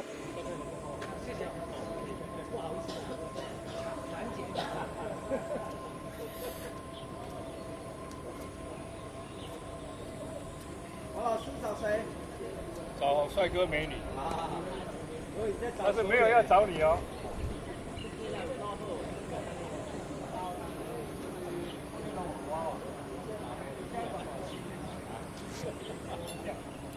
我拿分，赖家阳跟那个唐兆汉。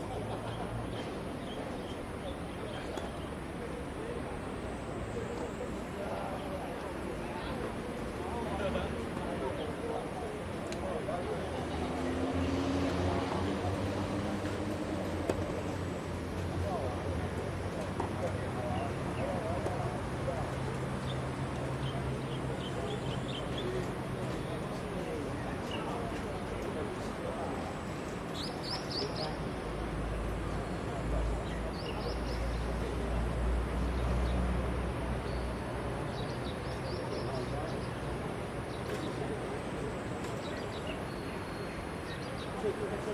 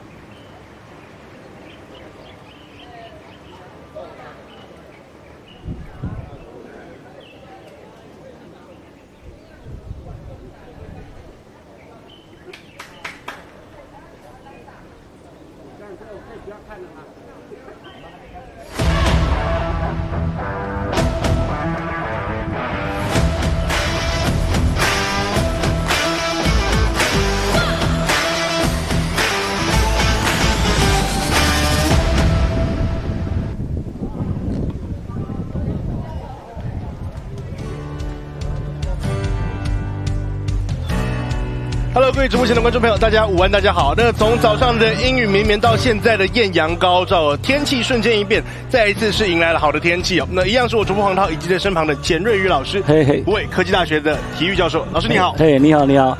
那刚才唐照惊涛骇浪，从这个7比6的12比10哈，这个非常很少见的这个比数获胜哦。那他等一下在冠亚军是遇到这个上一届的3金得主啊，就是轮椅网球的一哥啊，对，戴嘉阳啊，他刚才是击败王泰能是6比0的比数啊。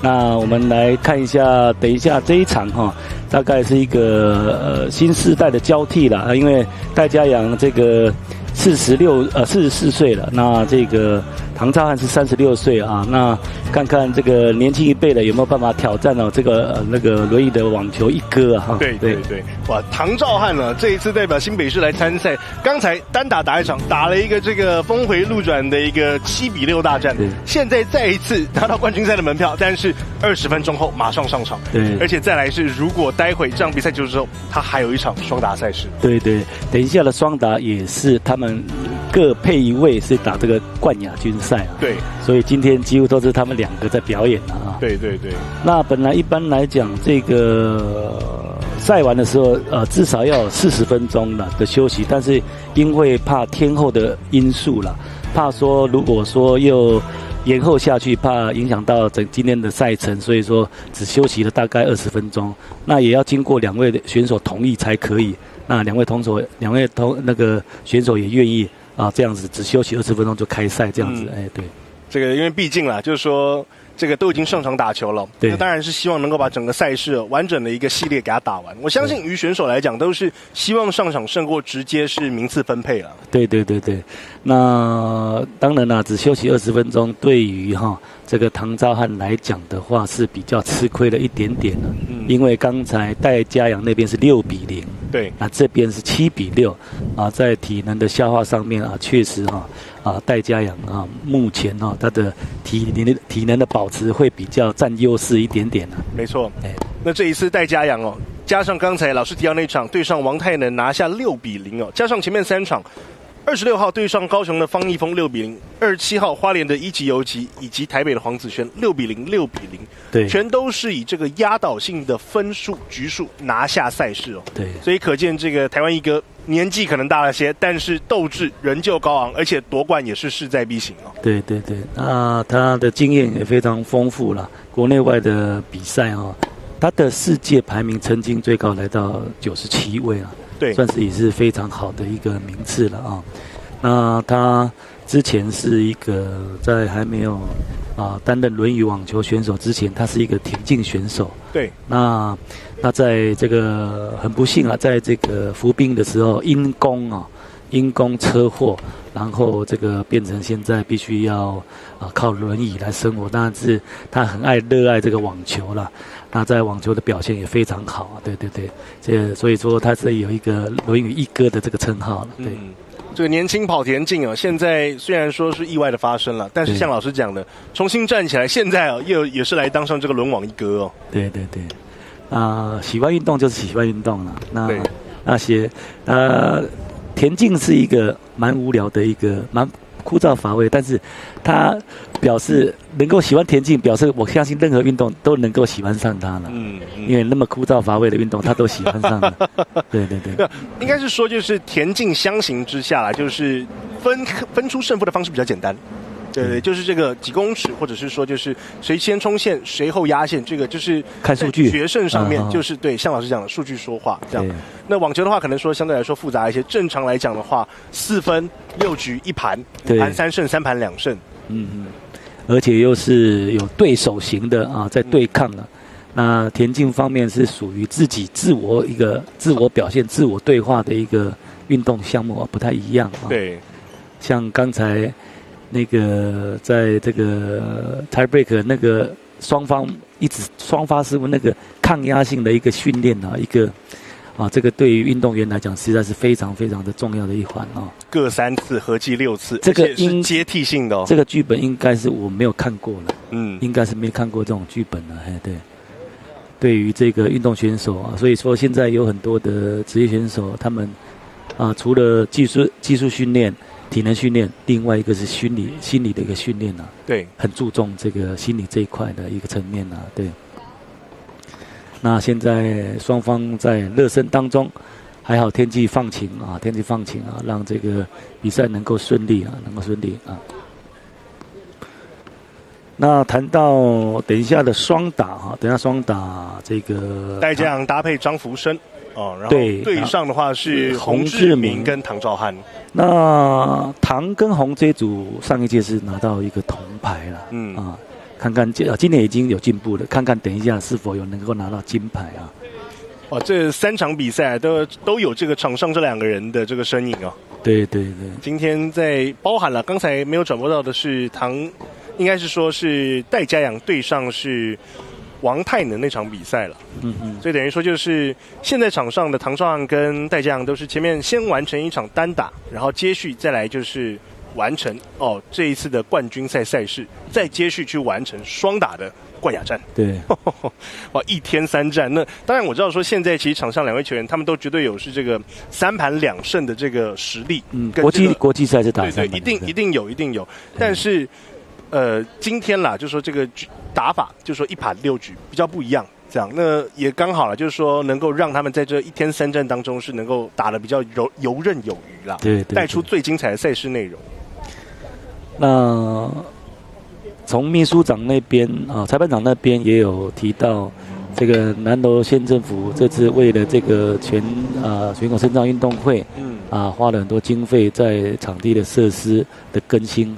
包括这个网球场也是从民国97年全中运在这边翻新之后，从来就没有再翻新，但是今年的花了一些经费，把这个场地弄得非常的好让赛事能够更完整，非常感谢这个县政府对。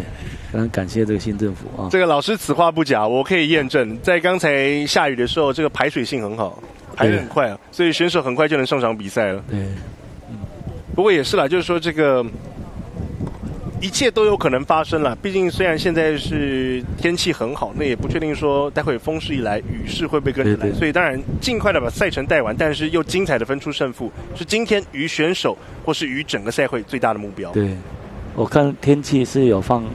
已经亮起来了，应该是早上确实是乌云密布了，一直在担心说今天的赛程到底要怎么办，但还好这个老天帮忙，比赛准备开始。那取得发球的是戴嘉洋选手，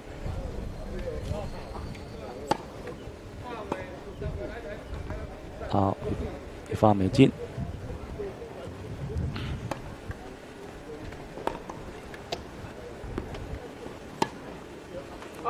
好，这是一个非手背进失误对，边线出界，戴嘉洋。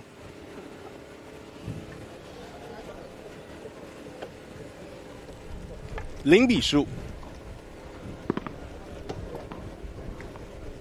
那戴嘉洋这位选手经验非常丰富那很会作战，很会作战的一个选手前2球的一发都没有进对。又是一个反拍失误，比数来到0比30。开局前2球的话打得比较不顺了，对，还是要调整一下。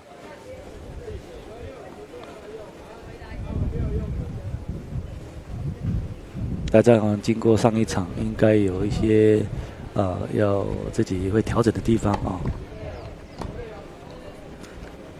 好，漂亮的一个反拍近身的一个发球。今天很多的得分还是都是近身都是近身，就有效的这个几率比较高对。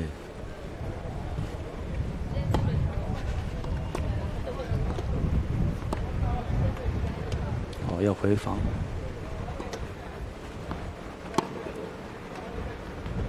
又是一个晋升，对。2场比赛看下来的话，走进升球，这个真的是于轮网选手来讲的话很重要。对，是一个得分的一个关键，像这个没办法发力，打出来呢，就是把难题丢给防守者。没办法发力，除非他移动的很快，还是朝反拍啊，都是朝反拍。对，好球。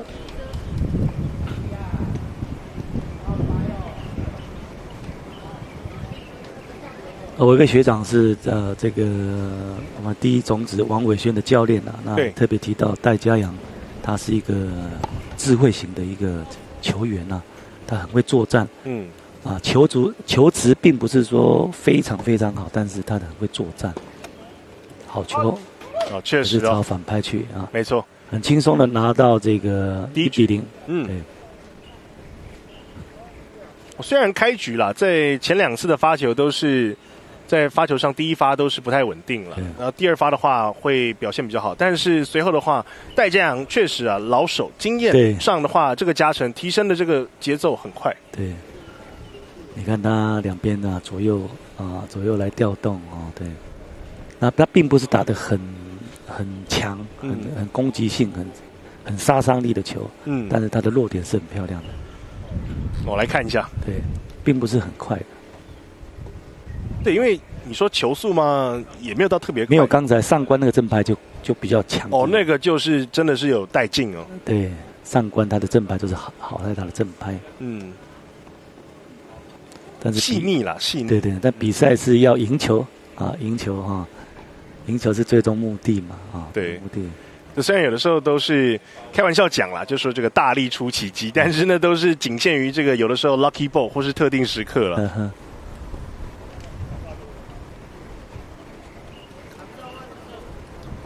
相信戴兆阳刚才那一场对他的整体的实力一定会有所进步啊，在那种强压力之下获胜那种感觉那种一定要汲取那个经验啊，汲取那个经验。这要打到60岁哦，应该是有机会。对。还是要朝反拍去，都是一样都是朝近身反拍，比较不容易发力的。在轮网这个项目上，反拍是比较容易被压制。对，几乎每一位选手，风势已经慢慢大起来了。这个就又跟上一场比赛比较不一样了。现在加入了这个就是风向风势的影响，要来看一下2位选手怎么去应对。没有错，在风比较大的时候，对击球的甜蜜点的掌握比较困难一点。还是从反拍，漂亮，好球。另外还有逆风、顺风的问题。你像如果顺风打月亮球的话，就是一个很大的一个武器。对，弹跳之后又往那个尾劲更大。对，那更困难的。那选手要怎么样去利用这些风向风势？对，这些因素。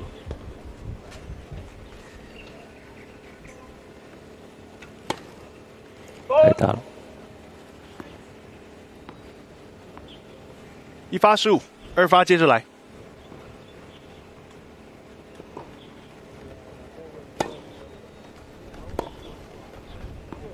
好，这个也是非收获性的失误。在第2局赛事的话，看到是戴家阳在接发上的话，确实啦，就是说整体可能还是在寻找这个自己的对赛节奏了。对。那好的选手都会在比赛当中慢慢去调整30比15。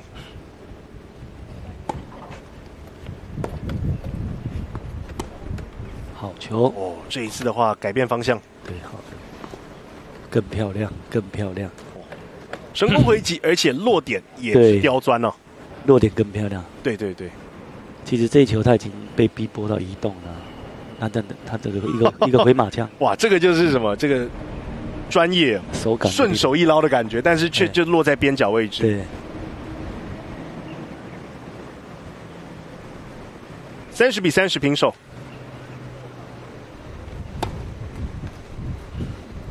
好，2发。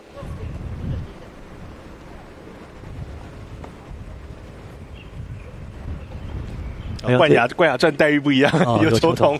不然刚才捡球他很累。对。好，一个双发。那个要命的双发。double four， 来到破发点了。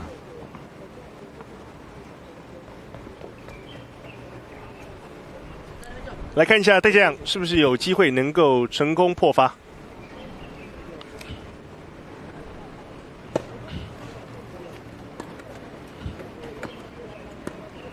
哇，这一球反拍的失误，对，出边线了，所以这样的话，就是让戴嘉洋在这一局赛事成功破发，而且2局前2局都是开低走高拿下局数。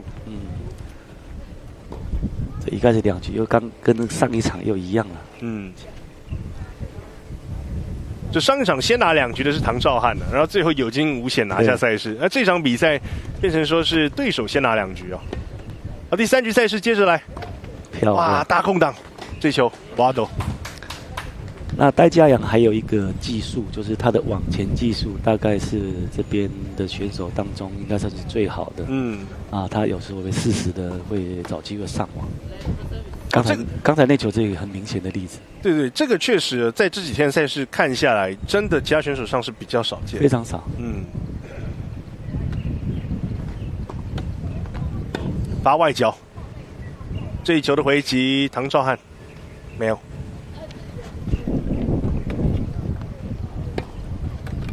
好球，漂亮。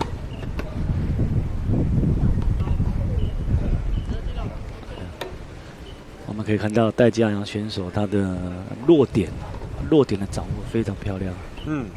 他总是让对手能够移动。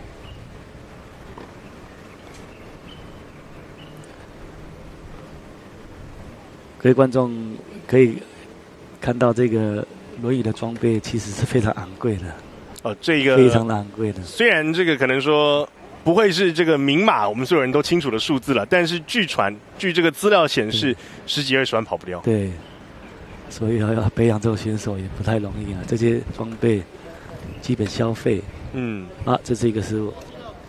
而且其实也综合到在刚才第一场比赛我们有提到，就是说，毕竟在可能说我们讲全障运好了，对，这个赛事摊开就是这么多项目，然后呢，你说可能说每个项目要去找到，或者是说能够收集到这么多的选手参赛，或是成为一个代表队出赛，其实不简单。好比说桌球、羽球在室内，轮椅篮球今天早上进行的也在室内，对，所以就说，选手可能说同样坐轮椅，但是分散开来不好找。这也是刚才提到一个断层的一个原因啊，很多的不少的这个运动爱好者，他不愿意选择这个项目。你看现在大太阳底下，那羽球、桌球、篮球室内，吹着风、吹着冷气，感觉是不一样的。对，不是说选手实力怎么样，或者是说就是有这个可能说差距或是好逸恶劳，不是这个意思。每位选手都一样辛苦，但是可能说在对赛的这个环境上确实是不一样。对，其实田径也是啊，在室外跑操场或者是说指标枪、跳远都是。而在刚才的话，40-0，是一个轻松的局哦。你看，等一下，对，一个4个球就结束了。对，那就是3-0，现在3-0。对，一个 love game 啊 ，love game 就是对方没有达到任何一分 ，love game。这其实，在今天来说的话，于戴嘉洋进到第2场单打的比赛，在今天啦。那当然，这场冠亚战的话，这才是最重要的。能够打出这个赛事内容确实这个一哥的风范，我相信是绝对没有问题的，大家也都看见了。不过，于唐兆汉来讲的话，作为可能说后进的这个年轻选手，我们讲轮网界了，年轻的选手来讲的话，其实每一球都是经验，每一球都是磨练，就是趁着这个时候的话，去累积。跟可能说就是前段班的选手，当然其实他自己现在也是往前段班迈进，没有错。对赛的经验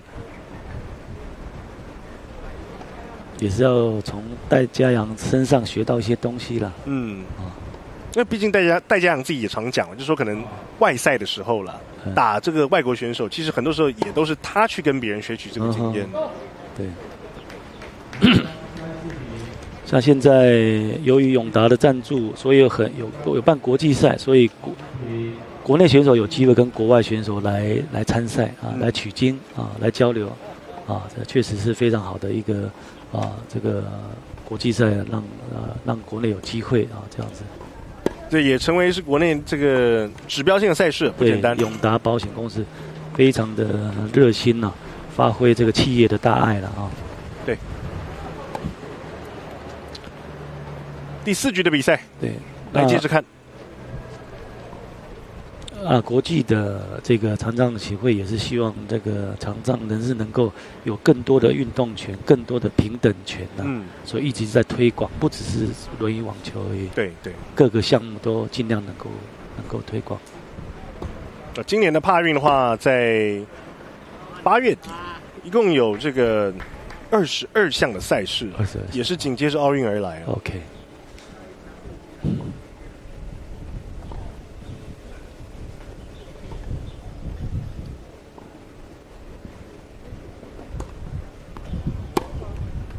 好球，好球！哦，这个角度带得很开哦。比数来到30平。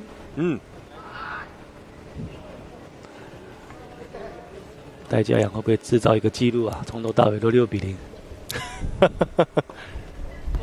是有机会的。对，不过这一次的回击球挂网上，没有，这球没进。抱歉 ，sorry， 这球没进。好，接着来，2发。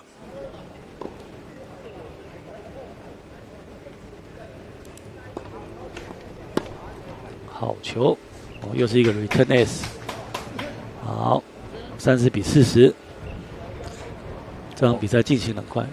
打这种可能说就是落后追赶球，戴家阳是很有经验的。对，你看这个反手的一个推挡，很漂亮的 return S， 感觉上在唐兆阳经过上一场有点疲劳的感觉。说到底是一个7比6的大战了。你看又要推车又要打球，一手推一手打，脑中想，然后眼睛看，很辛苦。对，哇，失误了。所以这一局的话是让戴家阳再下一城哦，把局数比现在推进到4比0了。这一次的赛事的话，要完成连续5场比赛都是6比0，不是有机会哦，对，是有机会的哦。很明显的，唐兆汉这个战力有点下滑，很明显的啊，这是一个漂亮的 S 球。在前面那场赛事，我们只看到2次 S 球，而刚才这一场赛事，戴家阳现在先打出一颗哦。对，一个很明显的戴兆阳的这个击球点没有办法掌握好。这场比赛走得很快走得很快。赛事到目前为止的话，大概整体进行就是20分钟刚过。越过网带刚好。Net free 重发。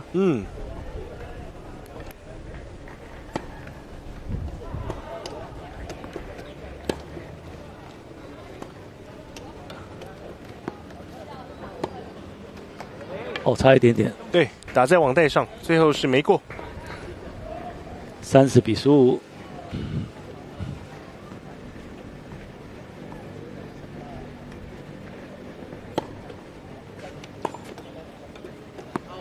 out。40比15。感觉到戴兆阳戴兆汉对戴家阳的球路还并不是能够适应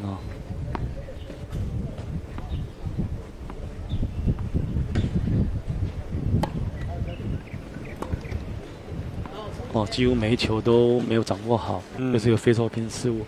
对，压制性很好戴家阳，所以这一局的话也是用很快的这个雷霆之势就把它给拿下来了。目前已经5比0了，对，非常快哇，这一场冠亚战的话打得快，但是感觉上一场唐兆汉对上这个上官百瑞那场比赛更像是冠军战的这个赛事内容。不过确实啦，就是我觉得一定程度上，唐兆汉在刚才那场赛事上的话，体能的消耗上那是一个巨大，对，这是绝对的。对，所以在这场比赛的话，可能有一些地方，像是现在画面上看到刚才的这个 replay，会打的有一点点力有未逮，我觉得是合理的。感觉也是很无力的感觉了哈，体力消耗很大了。那戴嘉阳如果顺利很有机会跟上一次是能够夺得3金哦，很有机会哦，因为他的团体已经拿到金牌了。这个团体赛他一个人打了7场，他也拿了金牌了，所以这个单打也有机会。目前来看是有机会的啊。那还有等一下双打还不知道。对，不知道双打方面就也要看搭档的表现了。这个就更看临场发挥了。对，因为你不是只有你在打。那戴嘉阳真的不简单。我看这个团体赛基本上就是每一点这个单打双打他都上去打了，基本上啦。但是说到尾，最后的话是打了7场赛事这样。好，接下来是唐兆汉的发球。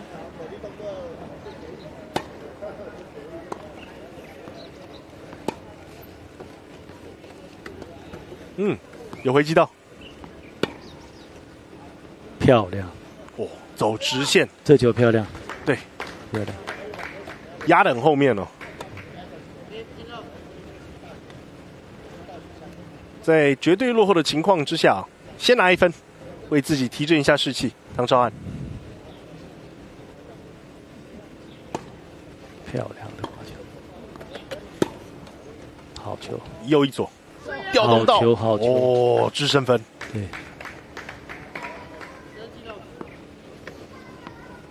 这2球戴兆汉打得很好。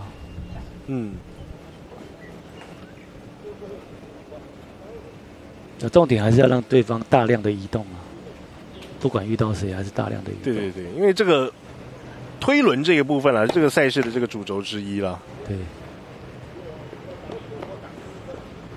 1发没有，2发接着来。唐兆汉，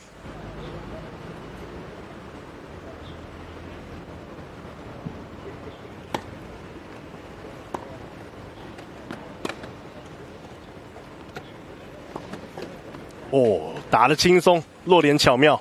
这球的话往边线位置走。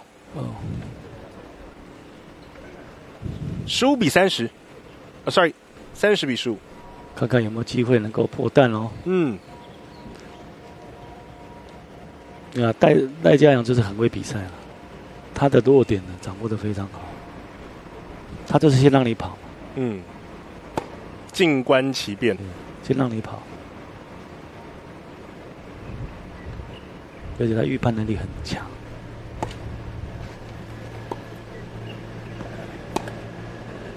好，又是一个失误啊！哇，可惜，刚才2发有进哦，但是随后这球的话，分数没能拿下，给到对手，30比30。像刚刚这球又是非手边失误，这球并不困难的球啊，他自己又有10分。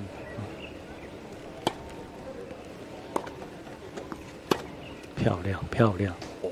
这一次看到戴嘉阳这个双手一拍，给你个赞，确实走斜线角度带得开，也打得漂亮。再看一次，直接斜线，很好的一个球。对方也是给他拍手。哇，这个分数还没完全拿下来，就已经得到老大哥的赞赏了。对，有没有办法一鼓作气，至少拿下这局？来看一下，又是晋升，又是晋升得分。对。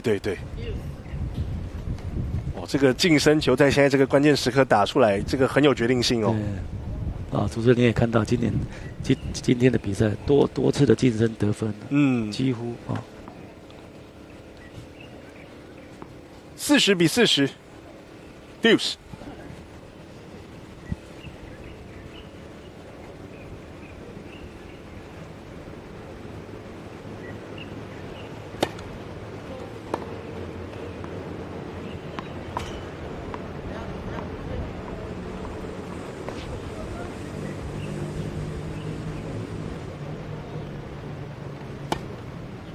哇，多了，好，赛末点出现了，冠军点，冠军点出现了。刚才那球长了，现在是让戴家阳在5局的优势状况之下，现在再1分就可以拿下这场冠亚战的胜利哦。而且拿到今年的第2金哦。继男团之后，现在男单也有机会。对。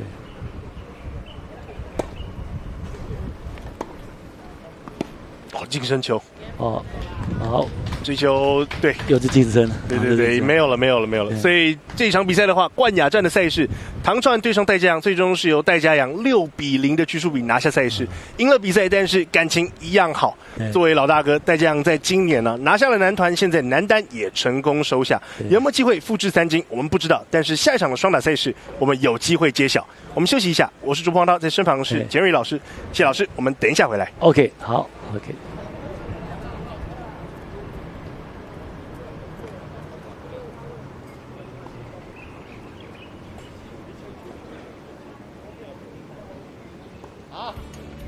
价格。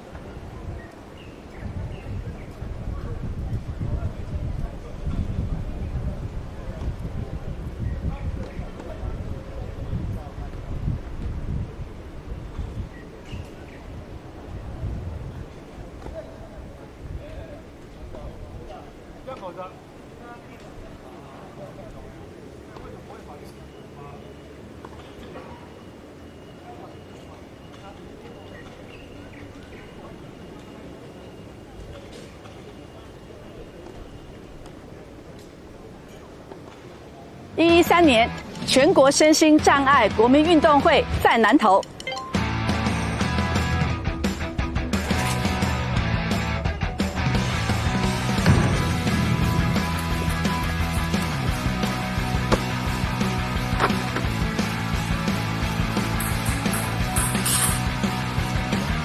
5月25号到28号，欢迎全国优秀选手一起来，乐在南投。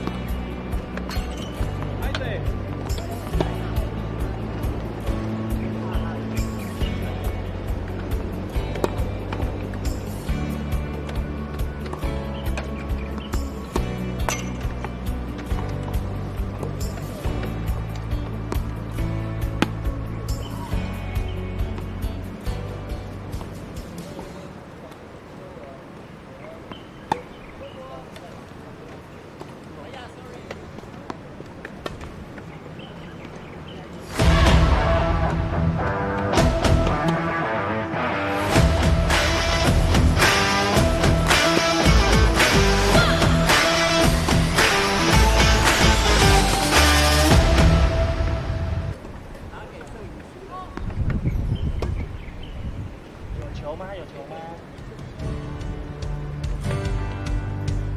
？Hello， 各位直播前的观众朋友，大家午安，大家好。那在113年的全国身心障碍国民运动会轮椅网球项目 ，Moving to the next round， 在前面看完是男单项目的冠军战之后，现在是迎来了男双项目的冠军战了。刚才这场赛事的话，真的是进行的相当快速，半个小时的时间，最后的话是以局数比6-0戴家阳拿下了唐绍汉，也成为了在今年他的第2金啊。继男团之后的话，男单也是成功把奖牌镀金。那离他在去年刚才老师有提到的3金目标，今年就差这一场了。对，那虽然他在今年的这个搭档不一样啊，那上一届的话是这个柯宗贤啊，那这一届他的搭档是张福生啊。对，但是以这个戴家阳他的实力啊，他搭配谁的话，其实他都能够 handle 住了。然后再来就是说，他们在这个前面的比赛当中哦，也都蛮轻松的晋级啦。像在8强的时候，他们是击败廖克松啊，跟黄子轩啊，是6-3。对。然后4强战的时候，击败陈俊杰跟王伟轩是6-0啊。那对手方面呢，唐兆汉跟洪志明去年啊上一届哇111年呢那届台中那届的话，他们是获得了铜牌。对。那在这一次的晋级的当中呢，4强赛是6-1击败黄福平跟这个上官百瑞啊，进到这个冠亚军的这个赛事。对。在这场比赛的话，是看到新竹市的张福生跟戴家阳，就刚才老师提到的全新组要来对上的是新北市的洪志明跟唐兆汉，在去年的话也是榜上有名啊。对。那当然了，就说其实有一个重点，就是说讲到双打，它就不是一个人的赛事，它就是2个人的配合。那2个人的配合的话，变数就会多，所以赛事的这个可能说走向哦，就很有可能会被场上的一个 alpha leader 去做改变。没有错啦。那虽然戴兆阳的 level 稍微高了一点，但是如果说对手完全不让你碰到球的时候，那机会就不一定了啊。确实。那这个总是要看，就像我们刚才一直讲到，在比赛当中临场表现呢非常的重要啦。那我们也今天这一场可能今天应该是最后一场了，就是这整个赛会的最后一场。对。我们也希望有一个好的 ending 啦，有好的球赛给大家能够观赏。对。其实对于运动员来说，就是以这个全障运来讲啦，就说好不容易哦，全障运对全障运来讲，好不容易又迎来了一次这样。对。所以相信于国内的这个选手来说的话，都很希望能够在就是当然我们除了说可能企业赞助的这个老师不断提到永达杯之外，对永达，于这种可能说就是国内这种可能说就是公办的这种赛事上啦，就是说成绩上还是会能够希望就是达标，甚至突破自己过往的表现。对。所以我也相信场上的2组选手这一次在冠军战男双赛事上面都会发挥出最好的表现，而我们也希望 Fortune favors the brave， 愿最勇敢也是最努力的那组选手胜出，而第2组的选手也同样在今年不留下任何遗憾。对，太好了。那刚才有在这个刚才休息的时候，有跟那个裁判长稍微聊到，现在我们轮椅网球的发展哦，北部是在这个美堤球场有一个训练站，那南部是在高雄的桥头有一个训练站啊，对，这2个是主要的这个训练选手的地方啊。对，那这个就看选手了，有的选手这个适应北部的教练或者有的选择适应南部的教练，都取决于自己他能够选择到哪一站去训练了。那经过这2站之后呢，这个他们训练的方法啦，训练的时间啦，然后又集体训练啦，各种球路的那个练习啦，在成绩上面也都慢慢的提升啦。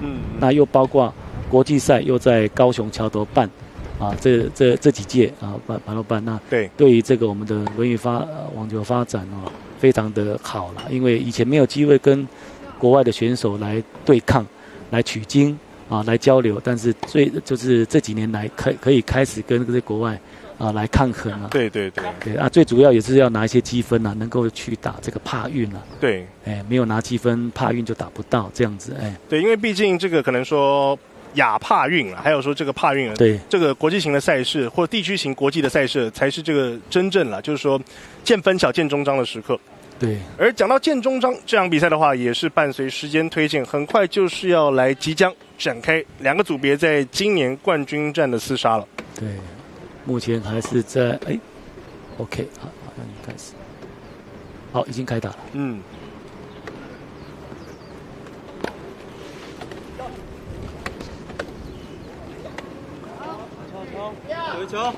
好，第一球是唐章这边先获得第一球。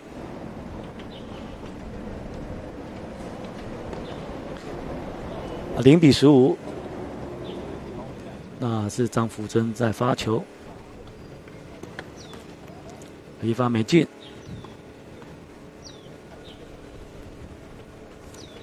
好，来2发，有了。好，洪志明，sorry， 唐兆汉这一次的回击，对，过头了。对。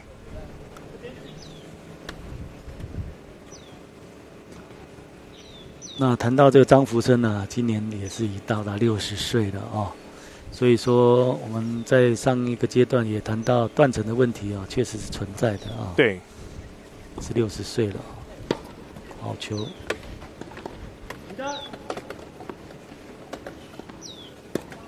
漂亮！哦，这一次2个人中间的位置，啊，找到一个空档，打得很漂亮。对，来15比30，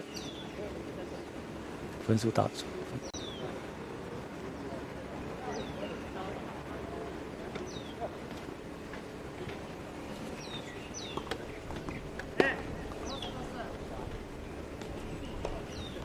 好，一发。2发的尝试，张福生。这一次的话没有，刚才是 net。哦 ，sorry， 现在2发。对。好，唐兆汉接球，漂亮。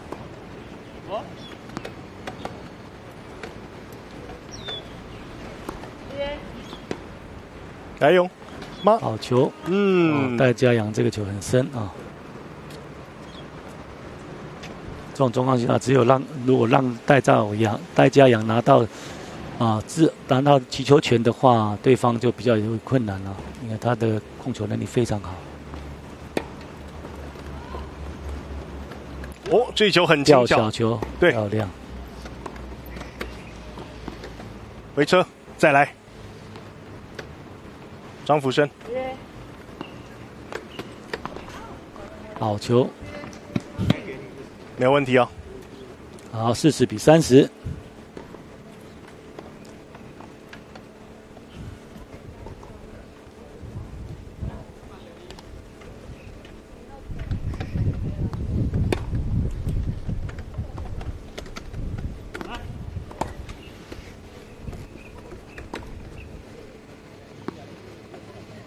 哇，这个球，刚才我们上个阶段也有提到，如果说这个利用这个月亮的高吊球啊，其实效果很好。对，这球就很明显了，压得够深哦。对，这个很明显啊。1比0，第一决赛事的话是戴家阳跟张福生先下一城。那张福生这位选手，他也是以前也是田径选手，但是他是3铁，对，3铁的选手啊，标枪啊、铁饼跟铅球啊。这种选手的话，上半身的肌力很强啊，其实对这个运动其实蛮适合的，因为这个轮椅网球几乎都是上臂在发力啊，上臂在发力啊，包括他们在这个控制车的时候也是靠上臂跟身体的力量啊，对下去。他过往的话，在运动项目上，如刚才老师所说，就确实尝试很多项桌球、羽球、射箭哦，甚至也得到就是帕运的这个射箭队遴选了。这样，那虽然最后是没上了，但是转战也选对了场地，现在来到轮网也是打出自己的一片天地哦。这也是很乐观的选手。这看几乎是采访啊，或是报道啊，跟他有关的，都是看得出来，这选手是一个怎么讲，就是说很乐观、很向上，而且就是怎么讲，就是说。于球场上就是属于享受比赛型、很纯粹的一个球员哦。对，其实可以激励一些同样是轮椅的运动爱好者，激励他们的一些心智。对，好，双方换边。好，漂亮的发球。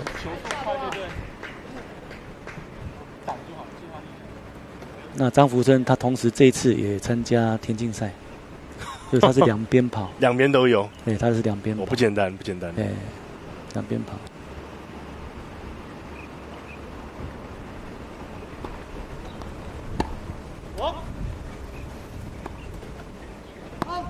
好球！出界。啊。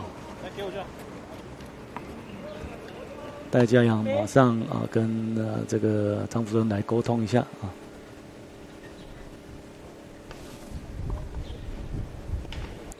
15-15，第二局赛是平手。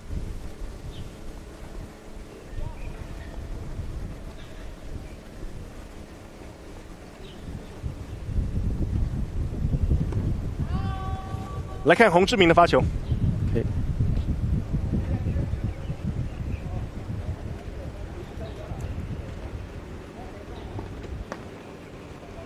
一发挂网。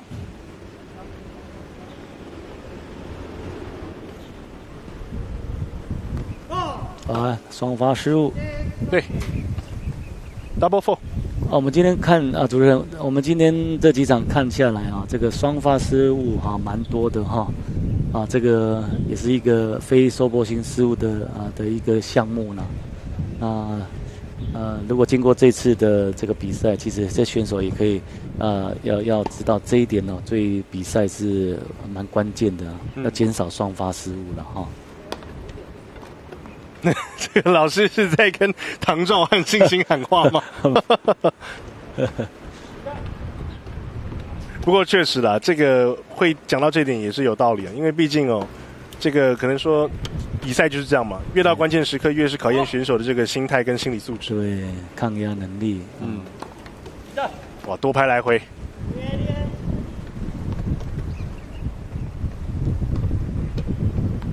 好球。哇，过头了。对，长了。唐兆汉这球。像刚才上一场那个双发失误你来我往那个状况，刚才也有跟裁判长他们讲说是第一次看到这种状况。对，某种程度上算是这个了 ，witness the history， 就是见证历史的一部分了。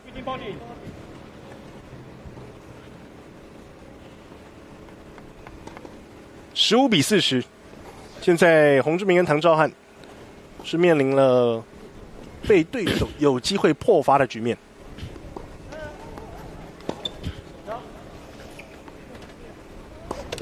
过来。很主动戴家阳。对。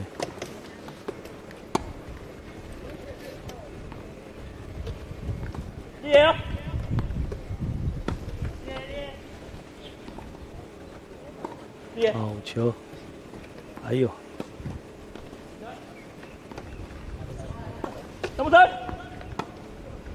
势均力敌这球。你来我往。这一次的板数也不少。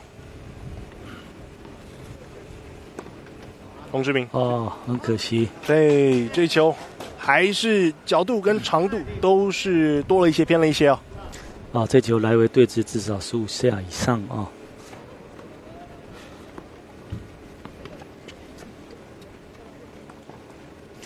对戴家阳跟曾兆汉的体能也是一种考验今天连续3场这好在是1盘6局制3盘2胜打昏。对，如果说加上早上天气的状况的话，真打3盘2胜制的话，那可能大家今天就是晚上加班打了。好球，这个球压线，漂亮。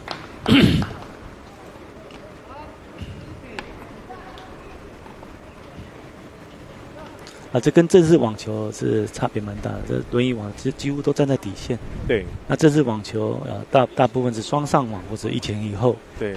是比较特别的地方。网前的动作跟处理会更多了。非常多，正式的网球非常多。对。其实隔网运动就都这样，但主要是因为轮网加了一个轮椅了，推轮的部分。移动的部分太困难。好球，这球救得漂亮，非常漂亮的一球。好，这个戴家阳这边的0-30的这发球是属于落后的阶段。你谈到正式网球呢，谢淑薇他这个往前阶级就是世界一流的。谢淑薇。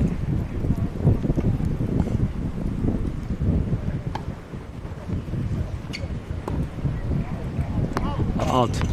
这球深了一些那在正式的网球当中，截击球跟高压杀球打得很多啊，因为在网前的较量机会太大了啊。对，不用落地了，就直接回击。对，截击跟轮网差蛮多的。像到目前为止的话，今天截击的次数，我印象中大概就是1次，就带这样那次嘛。对对对。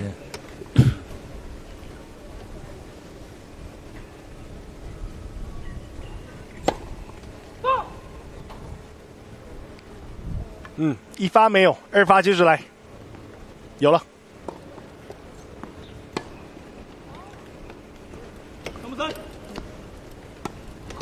哎呦，又是近身，又是近身。这球戴家阳已经有提醒他了啊，刚才有叫出他的名字，他准备了。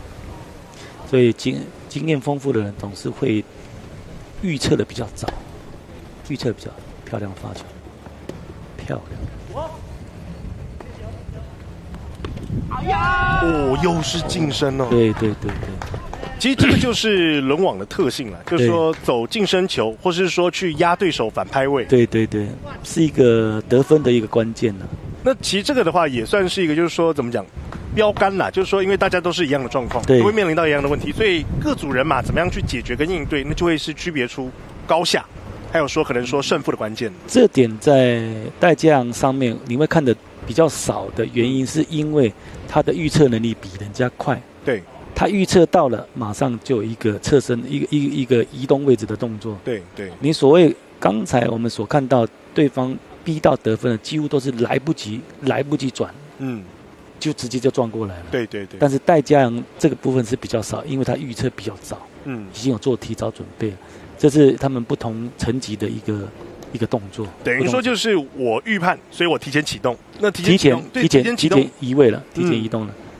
那你慢的话，自然而然你来不及嘛。对。你来不及就直接就撞上来了。不过在局数上的话，现在是1-2。在刚才那局的话，洪志明跟唐兆翰是成功拿下，也抢下了哦，关键的一局哦。这个虽然是对手的发球局，但是成功破发。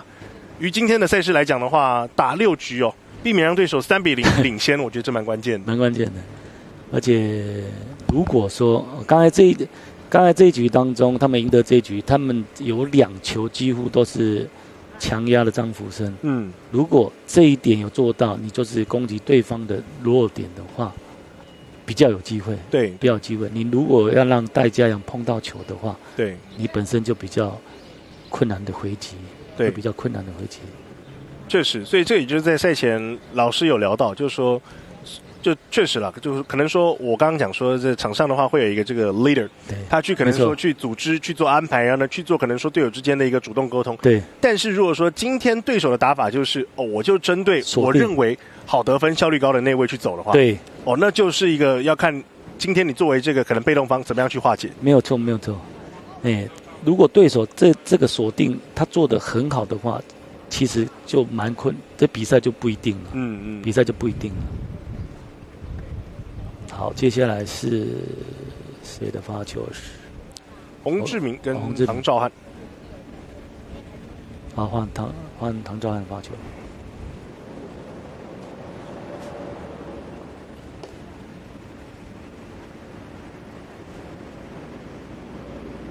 第4局，又是近身，对，又是近身哈。这个发得准的话，真的。是一个很好得分的一个方法。对。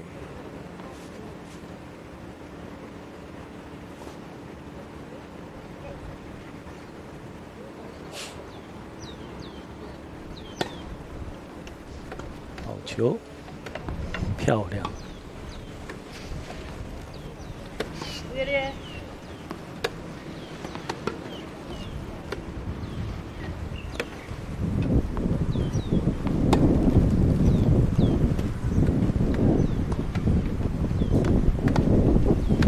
开始起风喽。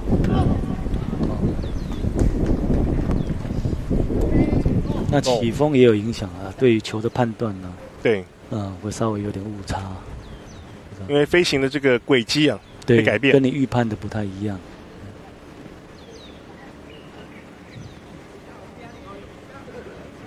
那网球比赛最怕风大又同时太阳大的时候，那个更有影响。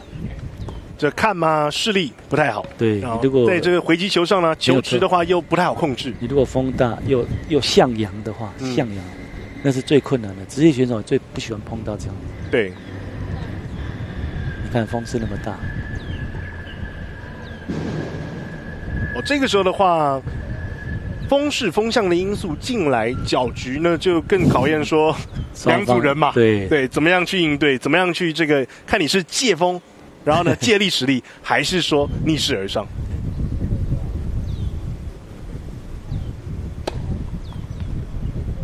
这一次的话，一发挂网。对，像你风大，你抛球就不能抛太高。对，有时候影响比较大。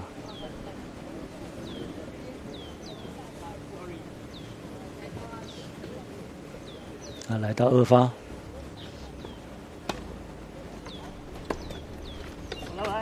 好球。漂亮，好球，还是戴嘉洋。你如果让戴嘉洋碰到球的话，他几乎他的弱点打得很好，你就会变被动了。所以现在的话也是让自己洪志明跟唐昭翰15-40，在这一局的话面临被破发了，对，有机会。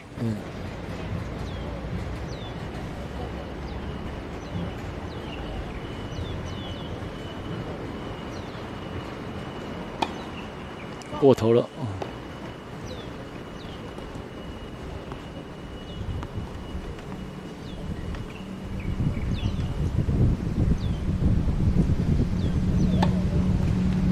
哇，双发失误，对 ，double fault， 所以现在对不对？又送分了。这一局又是让张福生跟戴嘉洋拿下了。对，所以说很明显的，戴兆翰在未来的这个发球方面怎么样减少双发是一个很关键的一环的。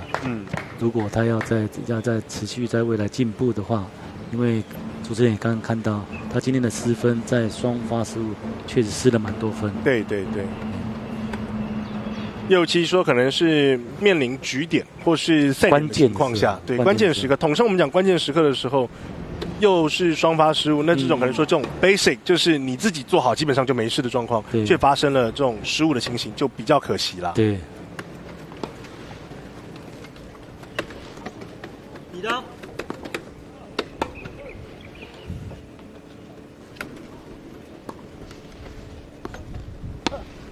戴嘉洋实在是，要打2个人中间，而且打得很深。因为你打中间的话，2个如果默契不好的话，你会不知道谁要打。对。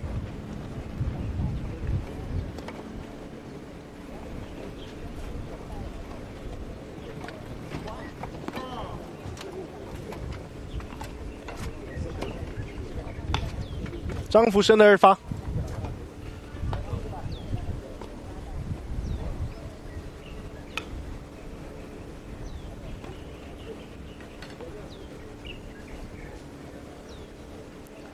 看看张兆翰这球怎么样接啊？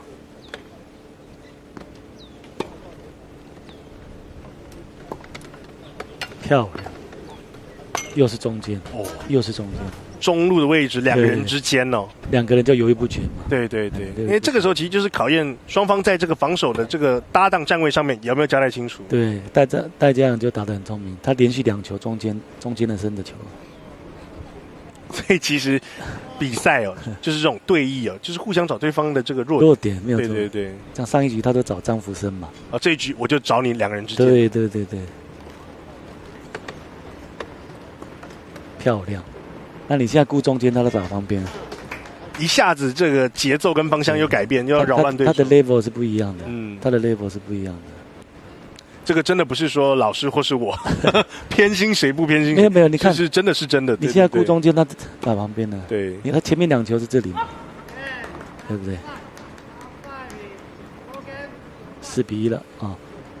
刚才40-0，最后拿下这一局4-1的局数比现在是让戴嘉洋跟张福生领先3局的优势在手。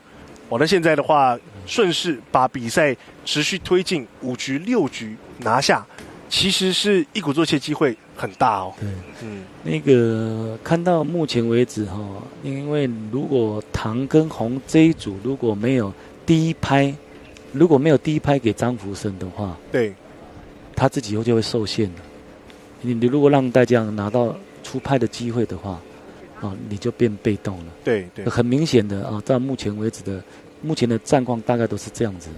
那刚才很明显的戴将洋如果一拿到球，前面2分中间很准到这边，得了2分之后，两边开始要顾中间的时候，他变放慢又打旁边，又另外一个这个不同的 level 是在处理球的，所以效果是不太一样的。那我们希望唐跟洪这一组看可不可以打破这个第一板一定要给张福生，才有机会了。这蛮明显的，因为就是说，刚才如果是洪志明跟唐兆汉的发球局的话，那他发球很简单嘛。对，我的角度就是要打对角，就是要给。对，就是要找对面那个人嘛，对不对？那就算这个球回来，我也一样是改找张福生，对，去做一个突破。对。可是如果说轮到是戴将洋跟张福生的发球局的时候，戴将洋很主动沟通一下，自己可能说不管是趋前或是沉退，主动去处理球，那个战局又不一样，不太一样。对，你现在目前为止都戴将洋在掌控啊。戴将洋掌控的话，你一点机会都没有啊。因为感觉真不同层级的一个能力啦。对，所以现在来看一下，看看有没有办法突破。好，你给你发张福生这边就要把握了。对，就要把握了。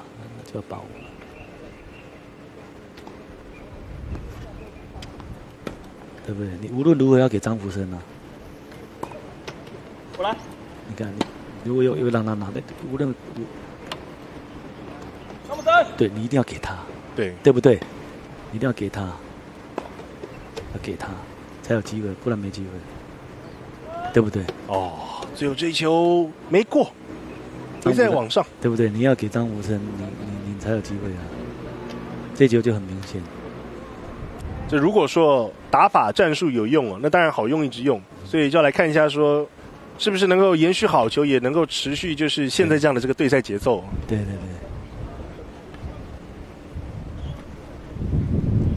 当然我们不是讲张福生弱了，是因为戴将洋太强了。因为这毕竟这个球就发就漂亮了。这个球就发就漂亮了。对。洪志明这球发的外角好漂亮。对。这个球线走得很好，能够吃到戴将洋不容易啊。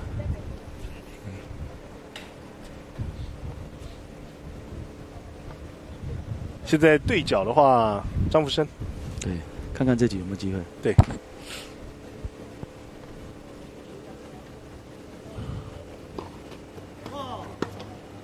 一发没有。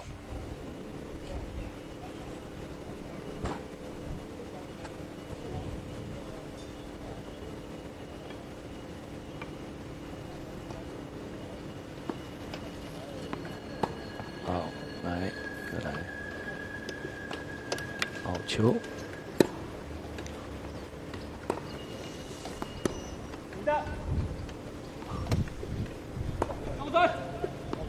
已经提张福生了，来了，有机会。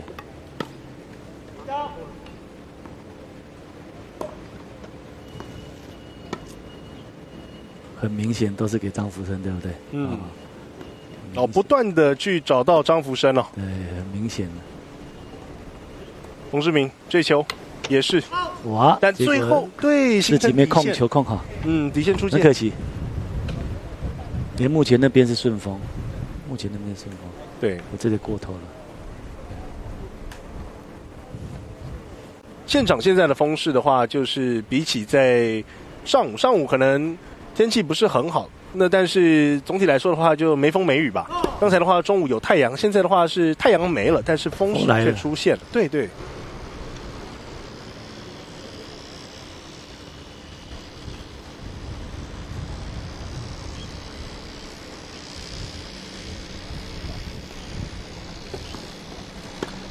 好球，好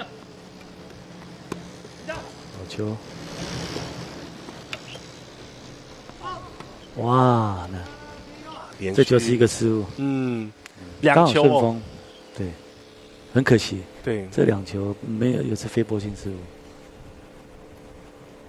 30-30，现在分数平起平坐，状况又不太一样了。洪志明的发球，一发挂网。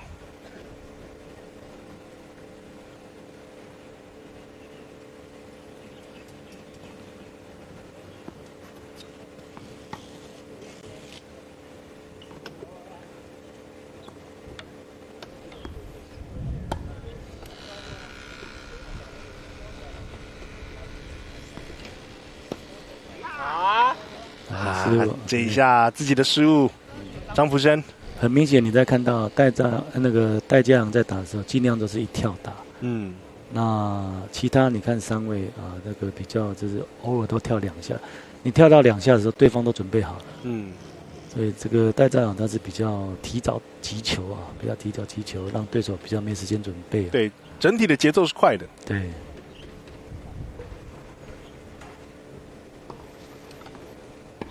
漂亮的发球，防守的好。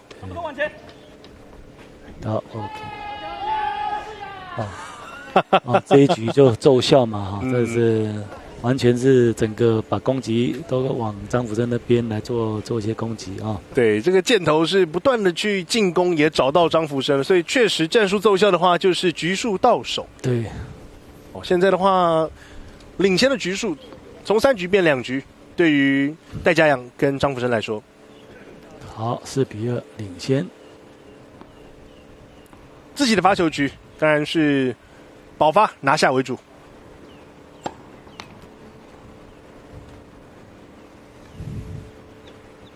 1发失误，2发很快来。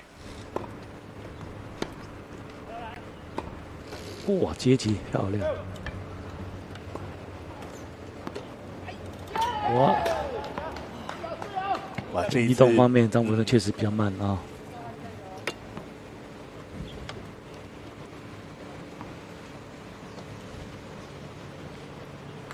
好，再来是，好发球得分。后面一点就好。哦，15-15。双方沟通一下啊。这个战线延长哦，就要打效率。打得越有效率的话，就节奏越快。那当然，对于体能上的保存也会越好。毕竟2组人马前面都是各打2场。对，哇，这就是一个洪志明的一个失误。嗯，30-15，张福生戴将领先。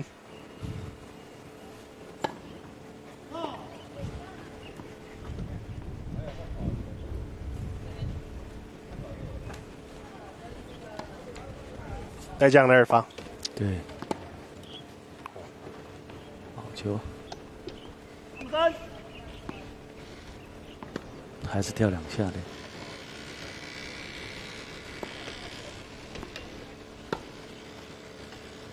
好球。对手的战术很明显了，对，看到现在洪志明不断的去打对角，就是要去针对张福生了，全部给张福生了。那现在就看张福生这边是不是能够变化了，变换角度，对，没错。哎，好球！战术奏效，哇！好球，好球，好球！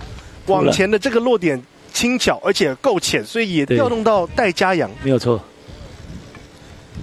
确实，毕竟可能说前面3球都是走对角去找张福生，这一下真的是打突击比较突然了。变得很好，对，好球！你如果一让戴将加压的话，就困难了。欢迎颜色，对，好，40-30，自己的发球局，非常漂亮的发球。你看戴家阳的移动很快的，漂亮，没有问题。这一局戴家阳的前后移动也很快，左右移动。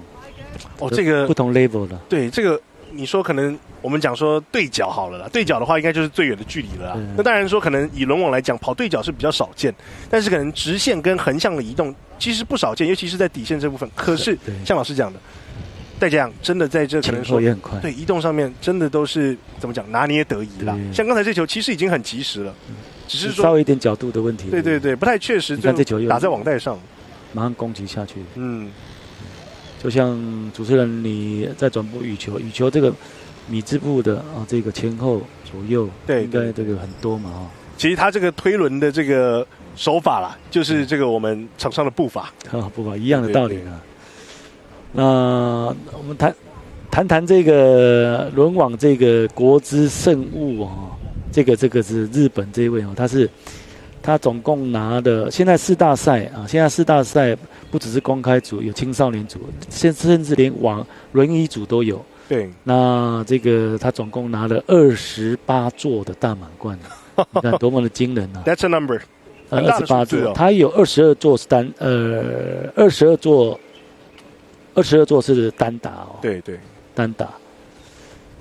其实，在把时间回推，因为今年是奥运年嘛，时间回推到2020，就是冬奥的时候，那个时候国之圣物就是当时的男单金牌对，而且有趣的事情是这样，就是说，其实我们知道，以亚洲国家来讲的话，日本真的算是就是在轮网项目上，我讲目前的霸主了，这不为过。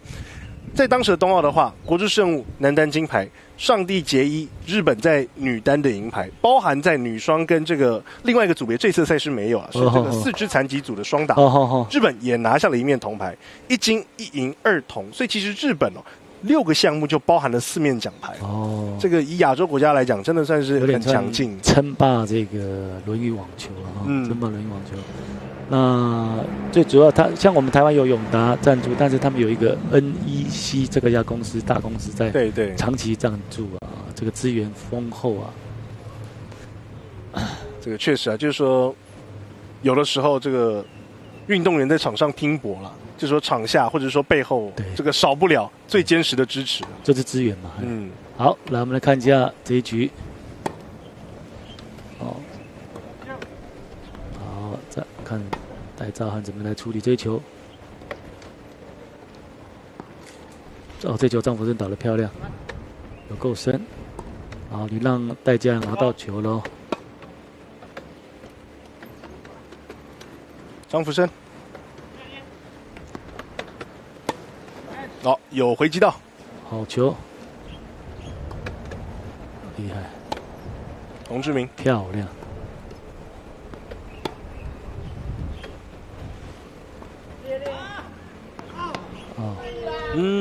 而且脚那个车子没到位变成说这个动作就会不协调那这个球就outside了不然前面多拍来回是好的。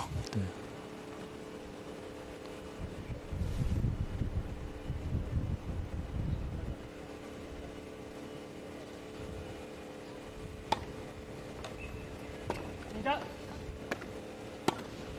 好球。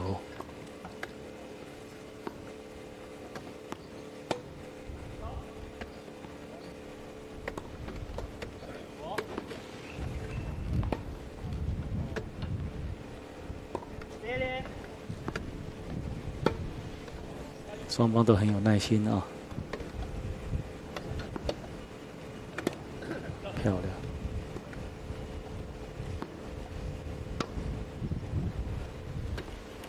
还有，刚才那球界内球短了等，还是要深还是要深15比15。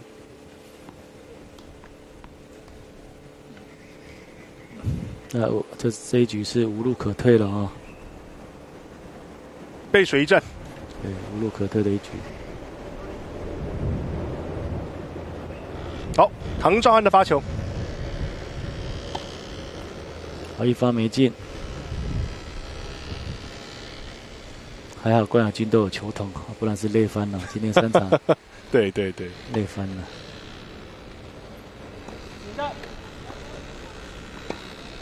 哇，来戴家人来了，漂亮。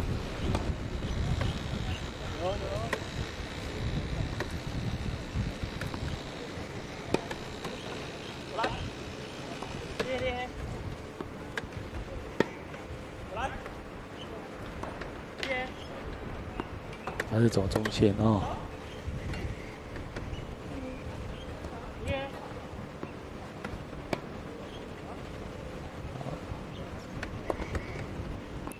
这一下的话，漂亮，角度拍面的角度变一下，又偏又深，所以说你要让戴家人碰到球的话，你的压力就大了。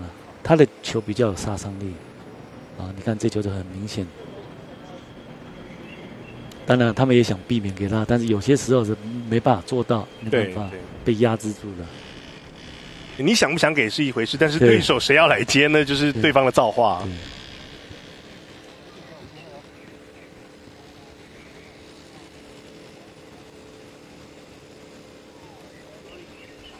哎，我们看看他的发球，来到2发，有球。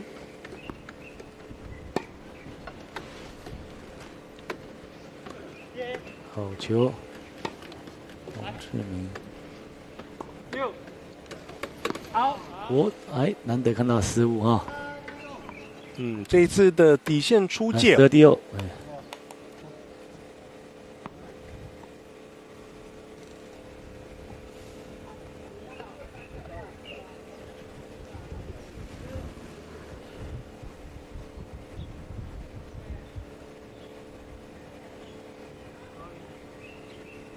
球没抛好，风有点影响。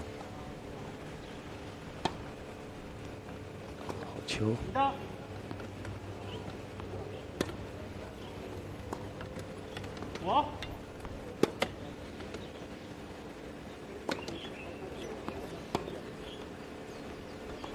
漂亮！戴家阳，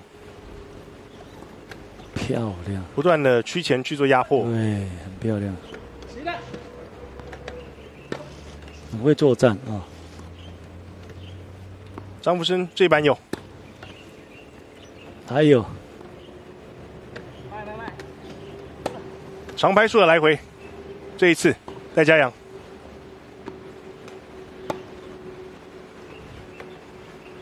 还有机会。好，这球。好，漂亮。19战，来回已经20拍了。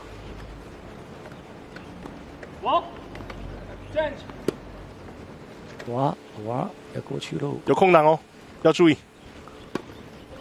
还有，这一次多拍少说30有，有，超过了，差不多30下了。来看谁有耐心哦。这应该是今天转播最漂亮的一个月亮球，漂亮。这球应该是今天最多拍的。对 ，Longest Rally 今天最多的一次来回哦。对，那这个时候如果有打一个这个几拍的话，那就更精彩了。这个那种月亮球。来到金牌点吗？我看一下。对，来到金牌点了，来到金牌点了啊。局数比5-2，现在的话是有局数上的领先哦。来到金牌点。